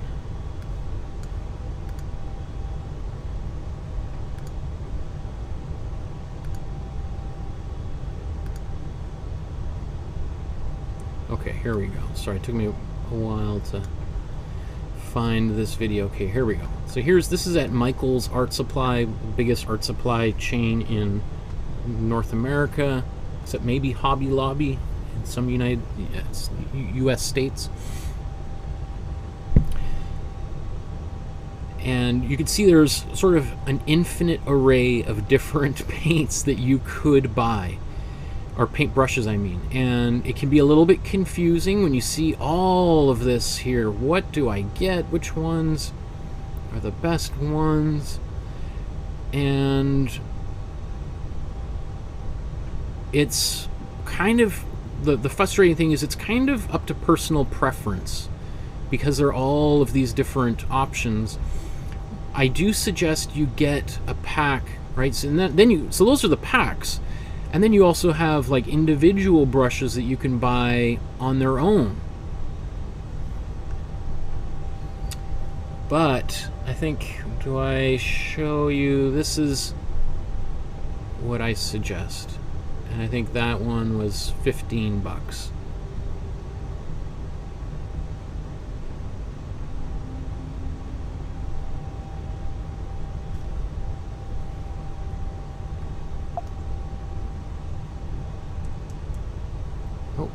Am I looking at a few more here? Oh, here's another one.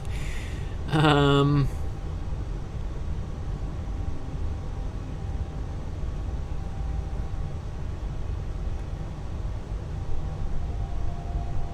think that's the one I ultimately ended up buying. Something like that could also work. Either way, the idea is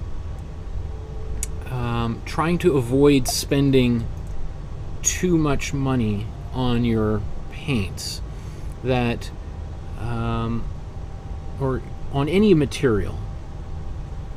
So maybe 1 or 2 sets of those of brushes. What I suggest you have is, let's move, actually I'm going to put these paints away here. You can see all of this fits inside of a shoebox, right? And there's actually extra paint in there. And one of the things I just started doing recently is just wiping excess paint here, because maybe I can use it for something rather than just tossing it in the garbage. So when we talk about brushes, I'm trying to remember, this is, when you see me reaching for my brushes, this is what I'm reaching for. And I remember there was another YouTuber who talked about how to build this kind of thing online.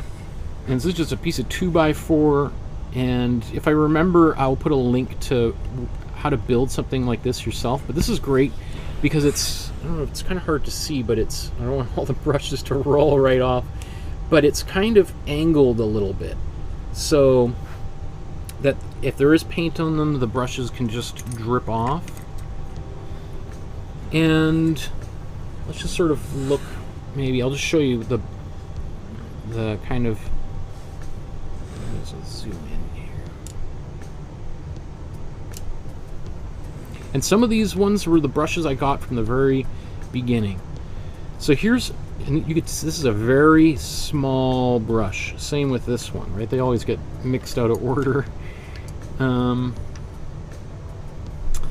But I like having just a couple of very, very tiny ones. And these usually don't come in those packs, but these are maybe what, like $5 at most on their own.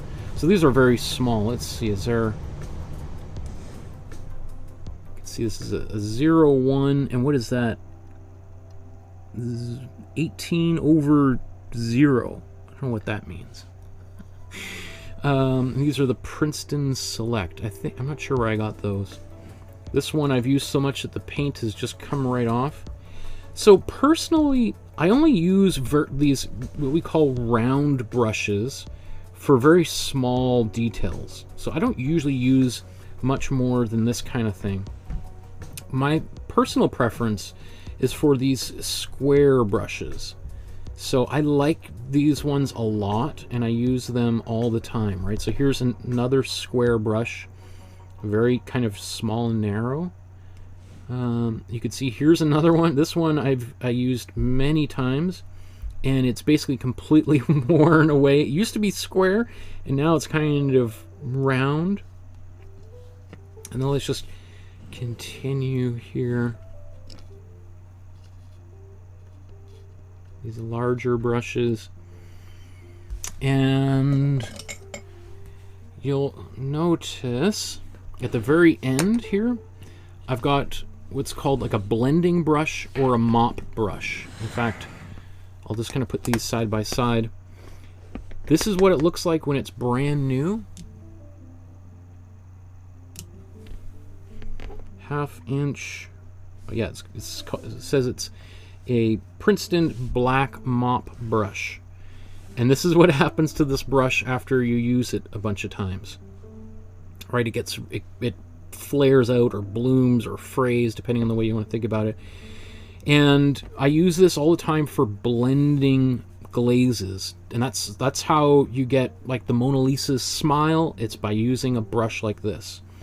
So they're usually a little bit less common, but any art supply store will have a blending brush like that. And if worse comes to worse and you don't have one, or you can't afford one, or yours is wet with other paint, just using another brush like this is great for doing some soft blending of acrylics. Okay. What else do I want to mention? I'm sure there's a million other things, but let's move on to your support. What is it that you're going to paint on, right? And it sounds pretty obvious, but a lot of people have very different ideas of what they're going to paint on. So here's probably your most common solutions for acrylic painting. Painting on paper. There's lots of you who've been painting with me for years now who paint on paper, paint literally in a sketchbook. And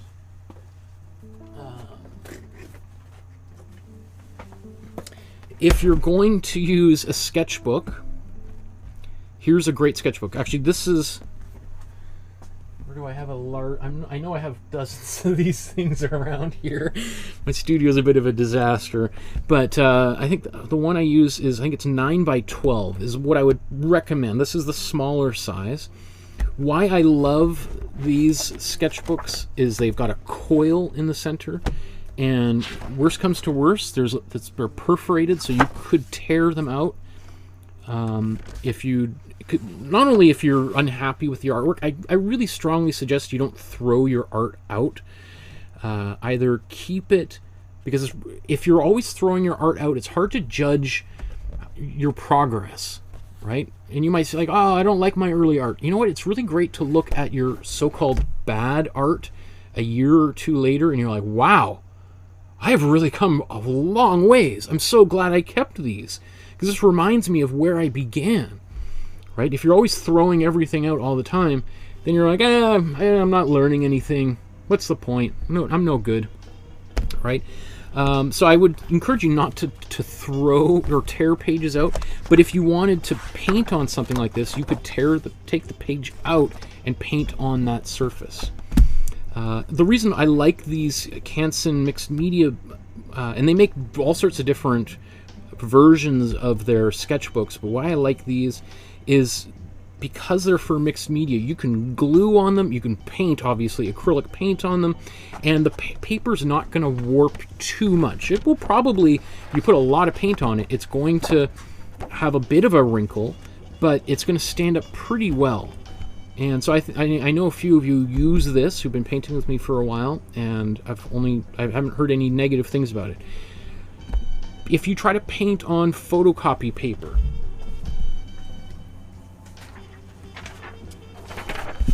if you try to paint on a piece of paper like this, it will wrinkle very quickly, and it's going to drive you nuts.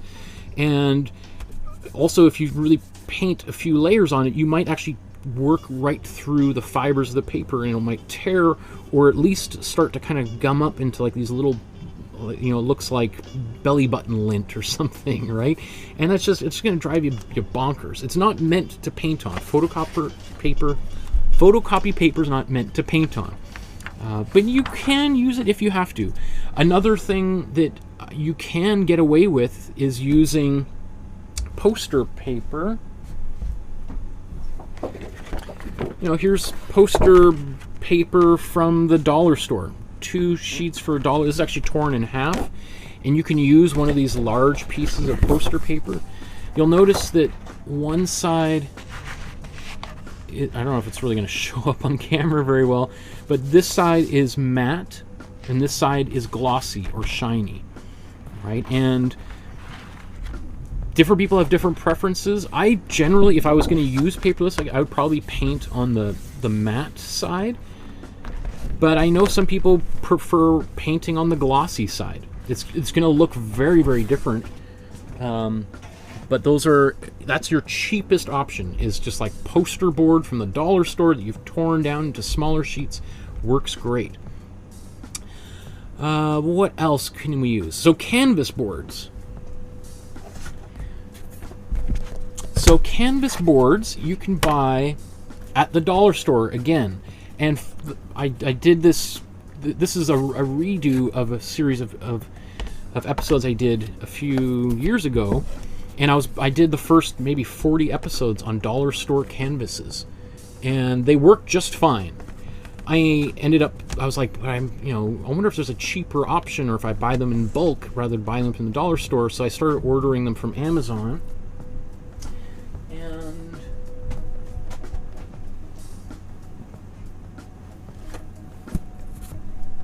I'm trying to find one that's got a... So here's the Arteza brand, right, that I've used many times. These work pretty well.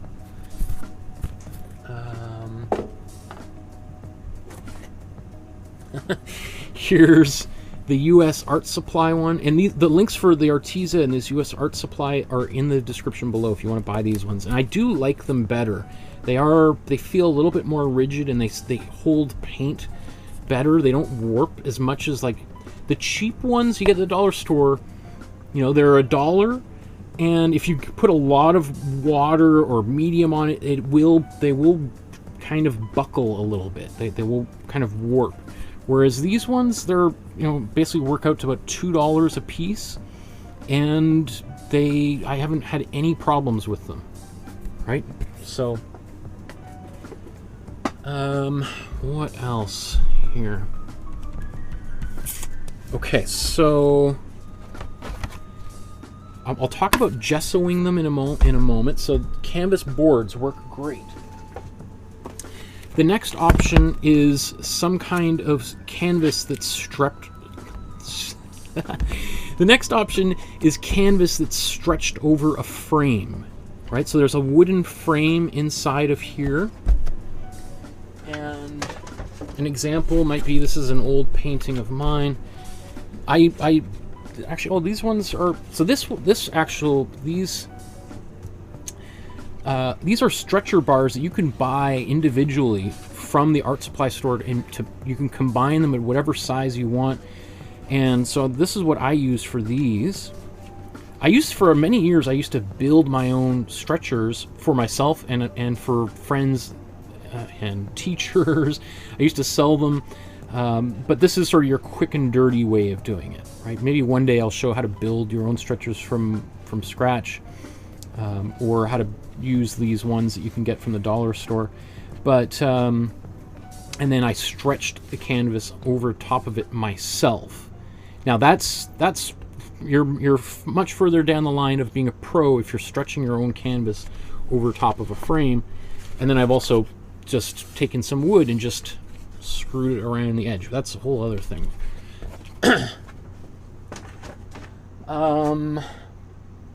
So you can use these for our class. Though I mean, the thing is, especially when you're beginning, using a you can get these at the dollar store. You're just going to start taking up a lot of space. Like I have. I gotta show you. Oh. I've got 3 of these bins full of paintings that we made together. Let's just see some random paintings in here.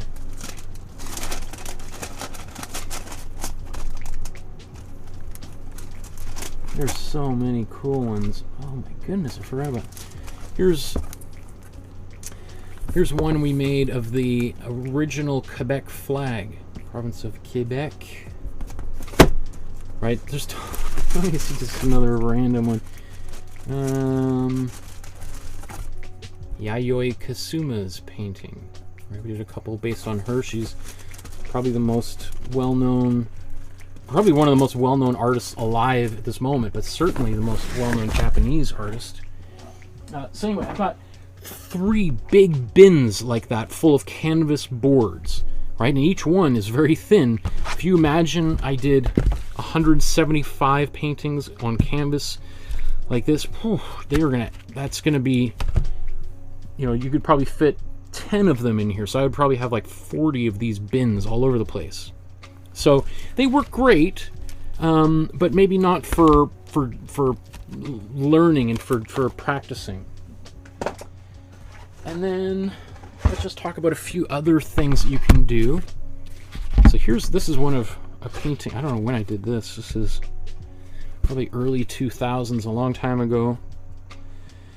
I love this painting. So that's one of the paintings I did a long time ago that I really liked, that I couldn't figure out how I did for a while.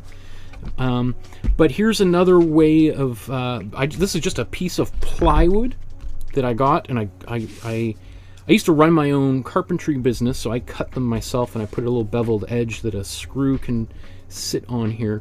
But you could just go to Home Depot or Lowe's or Rona, get a big sheet of plywood. This would be maybe 3/16 of an inch, I think, and get them to cut it down into smaller pieces for you. You could go, and that might cost, I think they charge by the cut, but by the end you would have a stack of maybe 20 of these panels. I think this is somewhere around the size of, how big is something like that? This is 13.5 by 10.5. And then you could get a big ream of canvas, stretch it all, and altogether it would cost you maybe $150, but it would be way cheaper than buying a bunch of these things on your own. And they look gorgeous, and they have a heft to them that feels really serious, and I really like that. Just as a quick side note, you'll see that these are 2 different types of surfaces. Here I've got canvas, right? This is 99% of all canvases use canvas. And then this here is what's called Belgian linen. And it's like 3 times the price, and it's much softer and smoother, and it's obviously a slightly different color. This is a very traditional painting material, and most artists don't use it anymore. What I like about it is it's already got, you could see at the time where I was making these paintings, I really liked showing the canvas coming through, because it's got this kind of almost neutral gray kind of quality. So if you want to use stretching your own canvas, that's a whole other thing, but I thought I would mention it. And lastly, again, this is Luan. I think this is Luan, which is essentially the kind of material that most doors in your house are probably made of. It's like a super thin sheet of plywood. And again, I cut all these myself, but you could go to a hardware store and ask them to cut a big sheet of 48 by 96 plywood into small pieces like this. These, I have a whole bunch of different sizes. This is what, almost 7 by 5, so kind of postcard size, and these work great. The one thing is, after doing this, you can paint acrylic directly onto a surface like this, and it'll work really well. But I've done two things here. I've actually gessoed both of these, and gesso, which we'll talk about here in a moment. In fact, let's go there right now. Is traditionally the best way to prepare the surface of your canvas. So after you've, oh, actually here's the canvas boards that I was using. So preparing the surface, all right? So if you've got, even if you buy your canvas boards from the dollar store, I would still suggest that you prep the surface in some way before you paint on it. Now you can completely ignore this step. Absolutely, most people do, but this is as a professional, this is the extra little step that I do in my own artwork. So this is what a canvas board looks like when you take it right out of the plastic. I mean, it looks, it's made of canvas. It's much thinner than the canvas that I stretched over there, and it comes pre-sprayed and then folded on top of a canvas board. Works pretty well. The one thing is it's still, and I'm not going to be able to really show it on camera here, but there's still quite a lot of texture. Now it feels kind of rough. In fact, it feels not too dissimilar to the texture of this 220 grit sandpaper, right? So it's kind of like this, you know, on a nail file, right? On a fingernail clipper, it's kind of about that level of grit. Like I could do my nails with this 220 grit sandpaper, and that's roughly the texture of a canvas board, or even one of these right out of the package. It's basically a lot like this, right? So what I do is open it up, and then I put some gesso on it, and I think I'm going to do exactly that right now. But just before I do that, I just want to let you know that you have a few different options here when it comes to gessoing your canvas. So we have clear acrylic, and this one, obviously the label's covered, so maybe I'll just go over here. So you have clear acrylic and then just your regular acrylic gesso. And they come, every brand of paint makes their own gesso. I'm pretty sure they do. The difference here, the clear acrylic gesso is going to dry clear, and your white gesso is going to dry white, right? So here's clear acrylic gesso applied on top of this wood. Like, it's pretty, like, on the surface, it's pretty hard to tell which side is which. Probably on camera, it's indistinguishable. This side just feels a little bit more like kind of a rough wood texture, while this side just feels a little bit smoother because I applied it and then I sanded it. And we'll get to that in a moment. Versus this is what it looks like after I've applied gesso. And often I can tell because I can see my little fingerprints or anything on the back side, right? So, and then I've sanded it down. Now I can still see a little bit of the grain of the wood. Some people would apply a second or even a third or 4 coats of gesso onto these things. Some artists are wild, and they really prep their canvases really well. It's up to you. So here's the acrylic, the clear version and your white version. They behave exactly the same. The difference is basically the white gesso has like a gritty plaster-like texture, and it's different than, like, some people will say, is it okay if I just use matte medium instead of gesso? And the answer is, yeah, I guess, but why would you? Like, I wouldn't apply matte medium onto a canvas, because the difference. Okay. This might be worth a discussion, because they're very similar in that matte medium is paint without any color in it. Clear gesso is gesso that is clear. So they're going to look very similar, but there's a gritty quality to this gesso, the texture to it, and the whole point of gesso is it's going to go in and fill in the gaps in the weave to help make a smoother and smoother and smoother surface. The more and more gesso you put on it, the smoother it's going to get, until you could be at like a glass-like surface.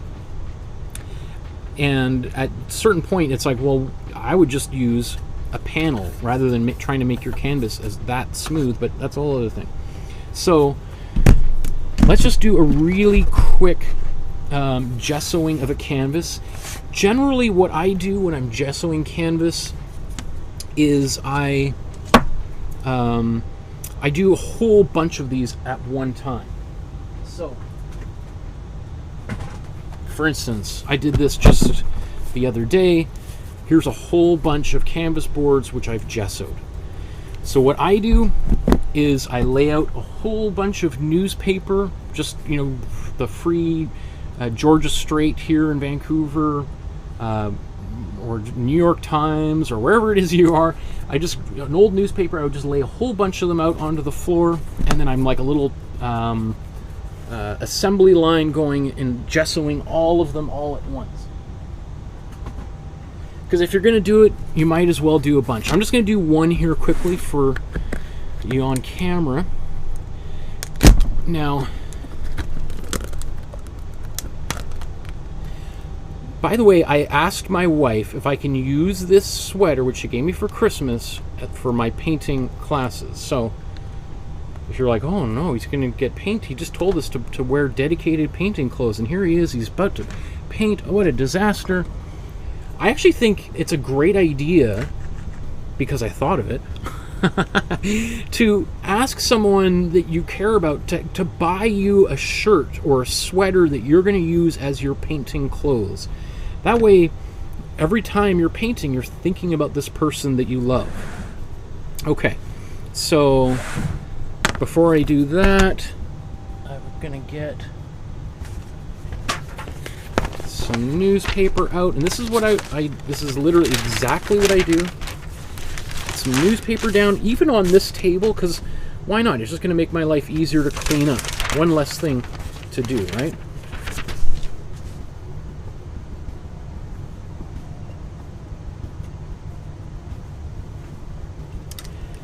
Okay, and then I put down, I have these things. You don't need to use these, but I find it makes my life a little bit easier.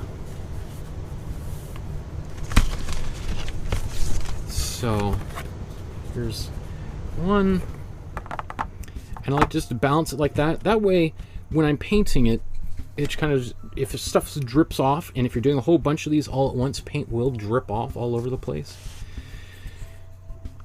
Okay, so this is a big jug of gesso, and actually what I should mention is what I did is actually I poured some of that into this and diluted it with a little bit of water, because I found this gesso to be a little bit thick.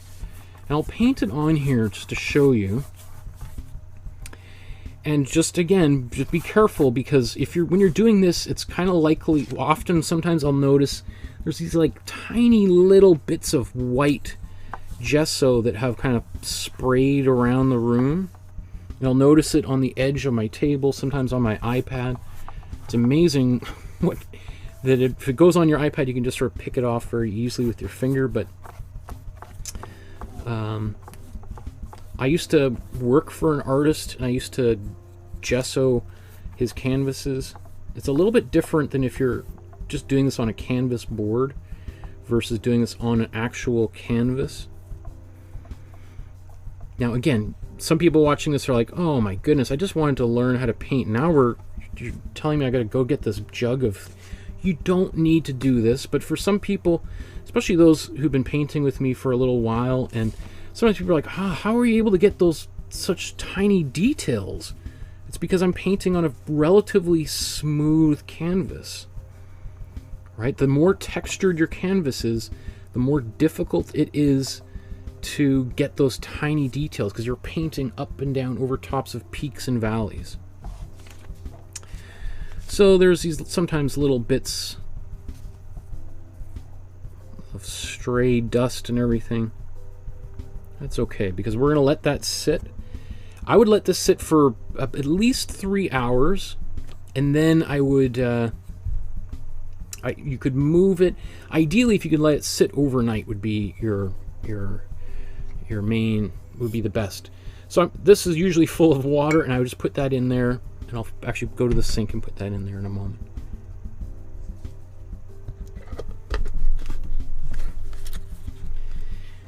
Okay. I know there's tons of comments in there. I'll take a look here as we get closer to finishing, and I'll try to answer as many questions as possible. So again, I'm also going to take this. I'm just going to put a sheet of paper down on the floor, and actually I'll just demonstrate what I would do, because I don't have a camera on my floor. But I'll show you what I do is I'll move these things out of the way, and again I would be doing about 30 or 40 of these all at once. You know, if you've got family, I would do this kind of right before bed and get up in the morning. And then what I do is I just take some little popsicle sticks, and you can just do one side. I find this just is very helpful because the gesso will kind of spill over the edges, and then then it starts to kind of stick all over, and then you're peeling it off, and then you've got to kind of sand the backside. Now, you know, little friends have fallen off my fingers and off the newspaper onto the surface. That's okay. It's probably going to collect a little bit of dust, maybe a bug or two overnight. We're going to sand this the other one that's been dried for a little while here in a moment, but I just sort of prop it up a little bit like that.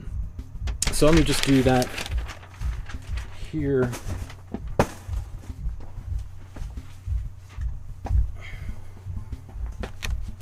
Really quickly.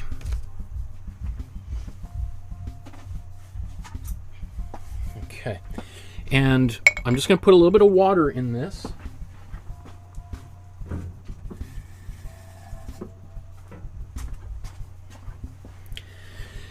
Because the worst thing to do is just to leave a brush with paint sitting out on the surface on your table overnight. It's going to get ruined, and the minute you see it the next day, you're And I do it myself. There's times after these classes end and I think I've packed everything away and there's a brush that's rolled somewhere, and then it's basically ruined, right? You can see this gesso is already dried on my fingers, right? So it dries generally pretty quick. So what do we want to talk about here with gesso? Okay, so we let that dry. And then what I'm going to do is take some sandpaper. And as I mentioned, this is 220 grit sandpaper. And I'm going to sand the surface here. Now, I would generally do this outside. There was a while I would do this before every painting, right? I would take the canvas board after I've gessoed it, sand it to prep it before each painting. Now I just sort of get all 40 of them, just go sit outside, some sandpaper, and just do it in that way, because it gets all over, right? And you don't want to be ingesting that. You don't want it to be blowing into the vegetables and stuff if you're doing this in your kitchen.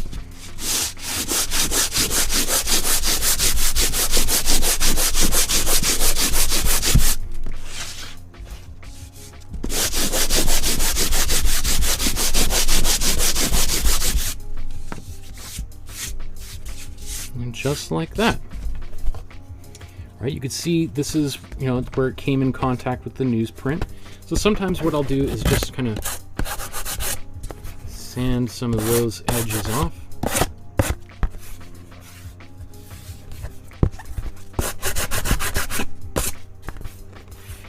.220 grit sandpaper is good because it's not so strong that it's going to tear through the canvas.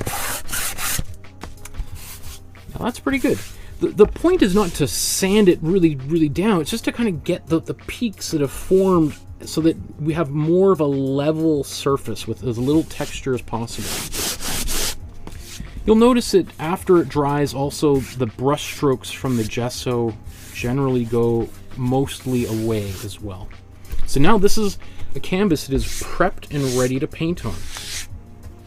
And I do want to do just a quick, let me see, how many more steps?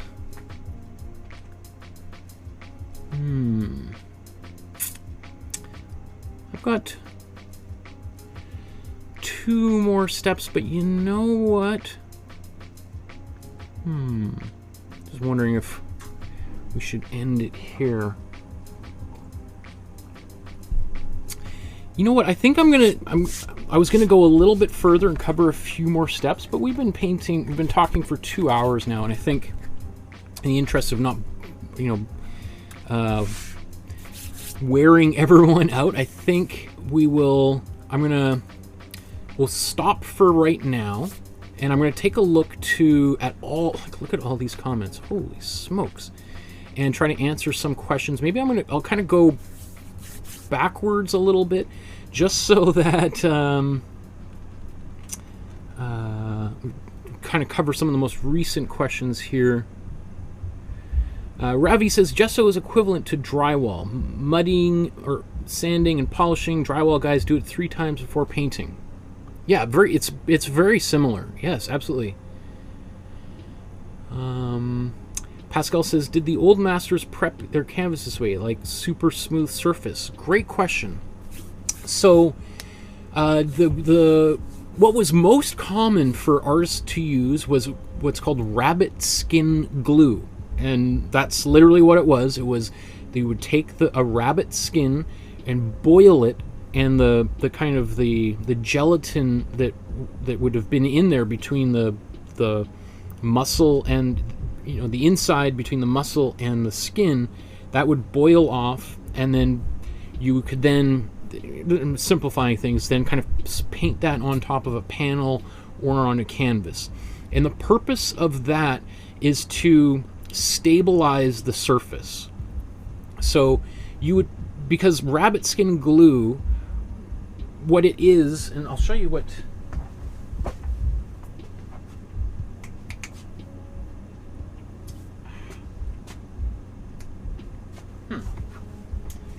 I don't know where I put it, but the contemporary alternative is called PVA sizing, and mostly artists use that with oil paints.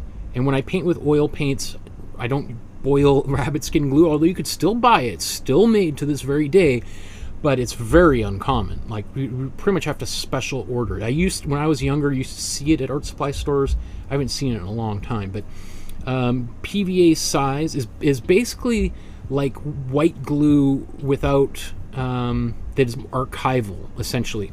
So it prevents the canvas from expanding and contracting because of humidity and temperature, which is, with acrylic paint, not such a important thing, because acrylic paint is plastic and it can expand and contract. It's pretty stable. Oil paint, on the other hand, when it dries, it dries into like a cracker-like kind of quality. And if the canvas underneath is expanding and contracting with the temperature and humidity, then the paint cracks. And there's a few other reasons why oil paint cracks, but that's a whole other class. But essentially, that's what artists would have used back in the day. Vive Voice is there a sign up for the course so that I don't miss a class? You could just subscribe to the YouTube channel, and every Tuesday I'm here painting, and you can join same time, same place every Tuesday, and you can join the next class, and just put it in your calendar. You can hit the notification bell so you know when it's coming up, because there'll be a little notification when you log into YouTube. Like, oh, Michael's going live in 5 minutes or 2 days from now or whatever, right? There's also, as always, the Facebook group. So I encourage everyone to join the Facebook group, because when I post a link to every episode, I often will write, let me see, a little blurb. Let's look at all these great artworks people have made. Oh my goodness, look at it. Okay, so for instance, before this episode that we did just the other day on Caspar David Friedrich, I do a whole research into the biography of the artist and then post that here. So if you want to have a little bit more information about who the artist is, here's some, and it's all free, and I'm not promoting or selling anything in there, but great question. Thank you, Vive. And thank you, Sandra, for helping. Oh, look at you guys are all answering all the questions. That's great.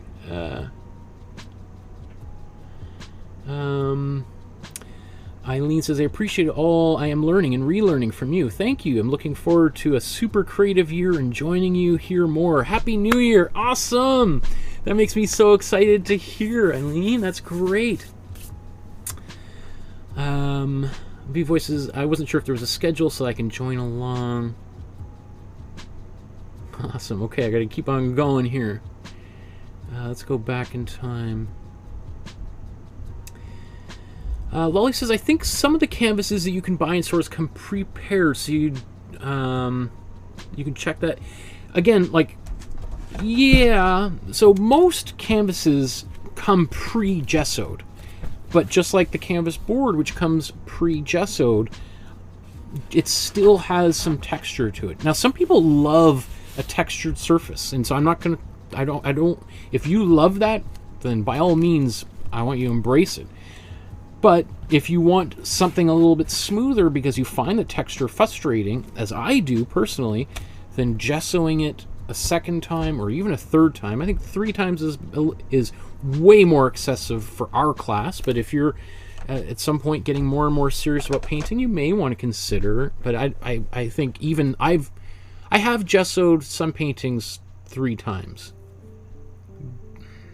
but that's pretty rare. Now that I think just throughout my life, I think that's, you know, at some point, like every hobby, when you really get into it, or a career, you get really serious about all the little things, and then you kind of do it more hardcore than anybody else does, and then you get a little bit older like I am, and you're like, yeah, 1 extra coat is enough. Let's not overdo it, Michael. You got other things to do in your life.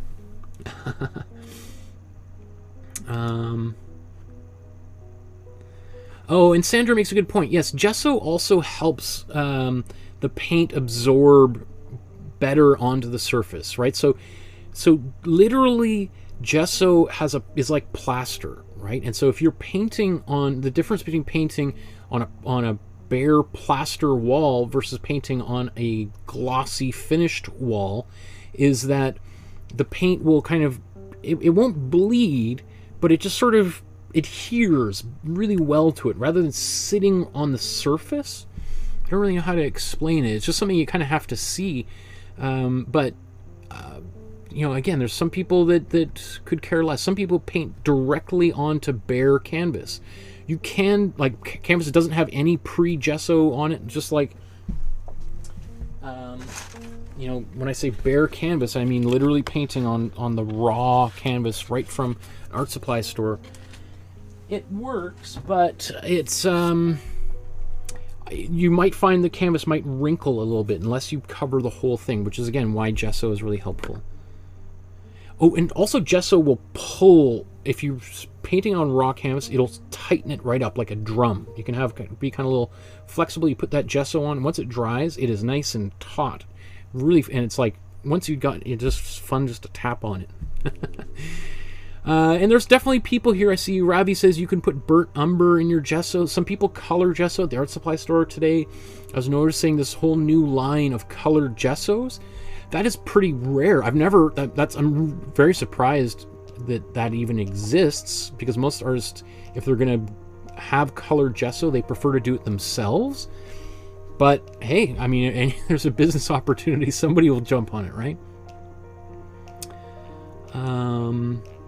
And last time I gessoed, I put burnt umber to tone it down. Yeah, you can do that. As you'll see, I like to kind of put a coat of color on before I paint, as well as in addition to the gesso. What's the great question that Mara asked here? Sandra says, I just checked Jerry's Art Supply in Soho. That's New York City, right? Or is that the brand? Soho Canvas Panels, 9x12, 54 panels is $72 US. That's a great deal. I don't know that brand, Soho, but I mean, for $72 for 54 panels, that's a great deal. I would get that. You can put gesso on paper. Yeah, thank you. Great question, Marisol. Yes. Do you need gesso for mixed media paper?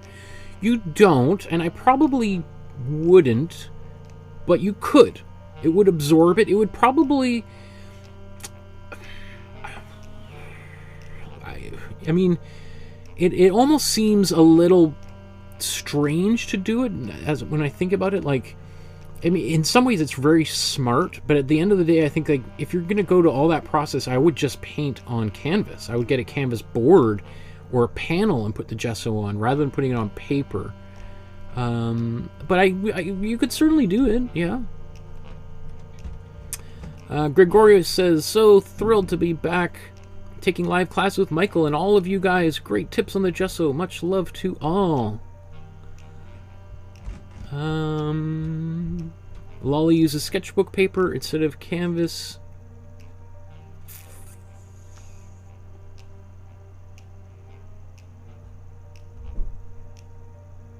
Ravi says, I want to learn how to stretch canvas. Yeah, I mean, I'd definitely be up for doing an episode like that at some point in the future. It's definitely way more of a niche thing. I would say probably there might be one or two other people watching right now who would be interested in how to build your own, stretch your own canvas, but there is also lots of information like that probably already on the web, on YouTube.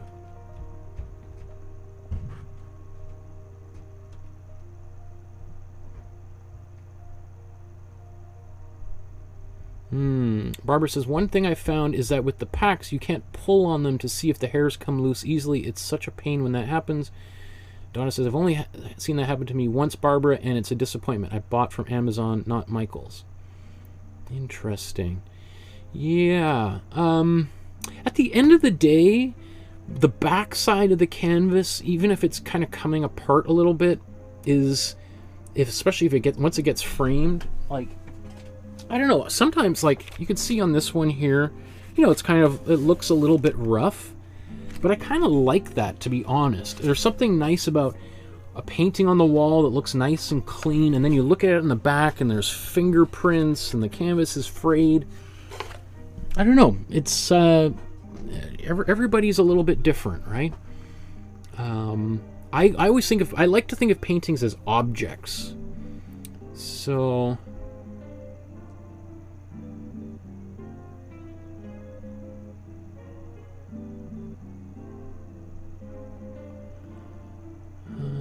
Did I make a loud bang? I know that sometimes when I tap the table loud, it spikes the audio levels. People talking about their dogs knocking stuff over. Lolly says, I use a vinyl tablecloth to cover the table and floor. Ravi likes my shoebox. I've got a brown box. People talking about podcasts.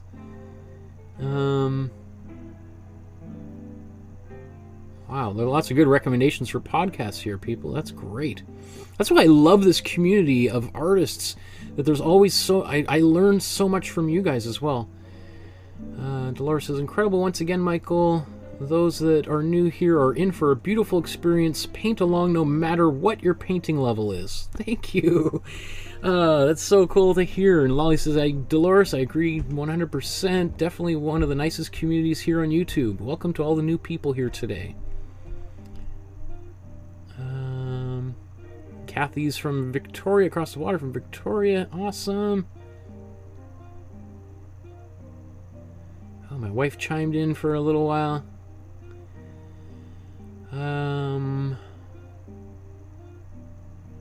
Wow, so many comments here. And I'm kind of almost at the... Okay, so it looks like I'm back at the top.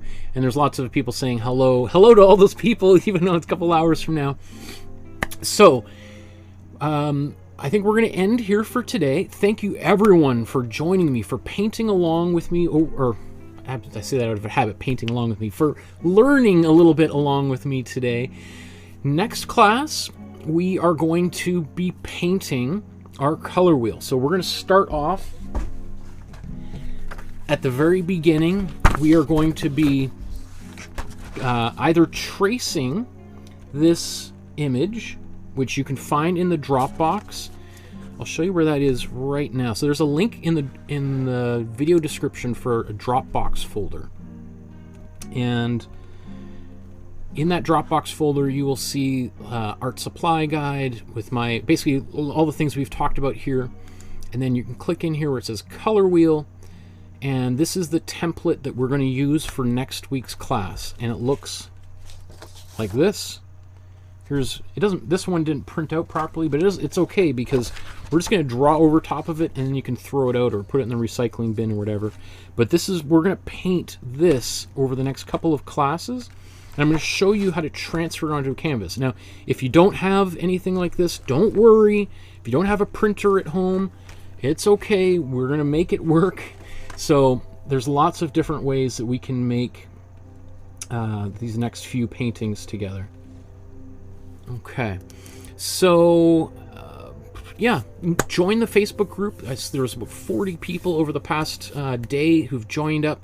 I can't wait to see the work that you guys create together. So we'll see you guys next Tuesday. Usually I'd also do a class on Thursday, but for this month of January, I'm just going to be filming and then I'm going to do some editing, shorter bits of these videos for people who don't have this long attention span as you guys clearly do, who've been watching me for the past couple of hours. So I appreciate your attention. And whoops, that just crashed. Wait for a second here. If you want to support the channel, again, there's a link to a PayPal below, or you can use the YouTube super chat function, or send a check or e-transfer by contacting me through the my website or the YouTube group. You can also just like and subscribe and comment on this video, or watch some of the previous videos and comment on those. And I'd be very interested to hear what you have to say, especially before you begin. And you're like, oh, this is a painting I'm going to put on my list of things to do at some point. Okay, everyone, enjoy the rest of your afternoon or morning, wherever you are on our beautiful planet Earth. We'll see you guys next week. Go get your art supplies and get ready to join me on what will be a life-changing journey. We'll see you guys very, very soon. Good night, everybody. Come on.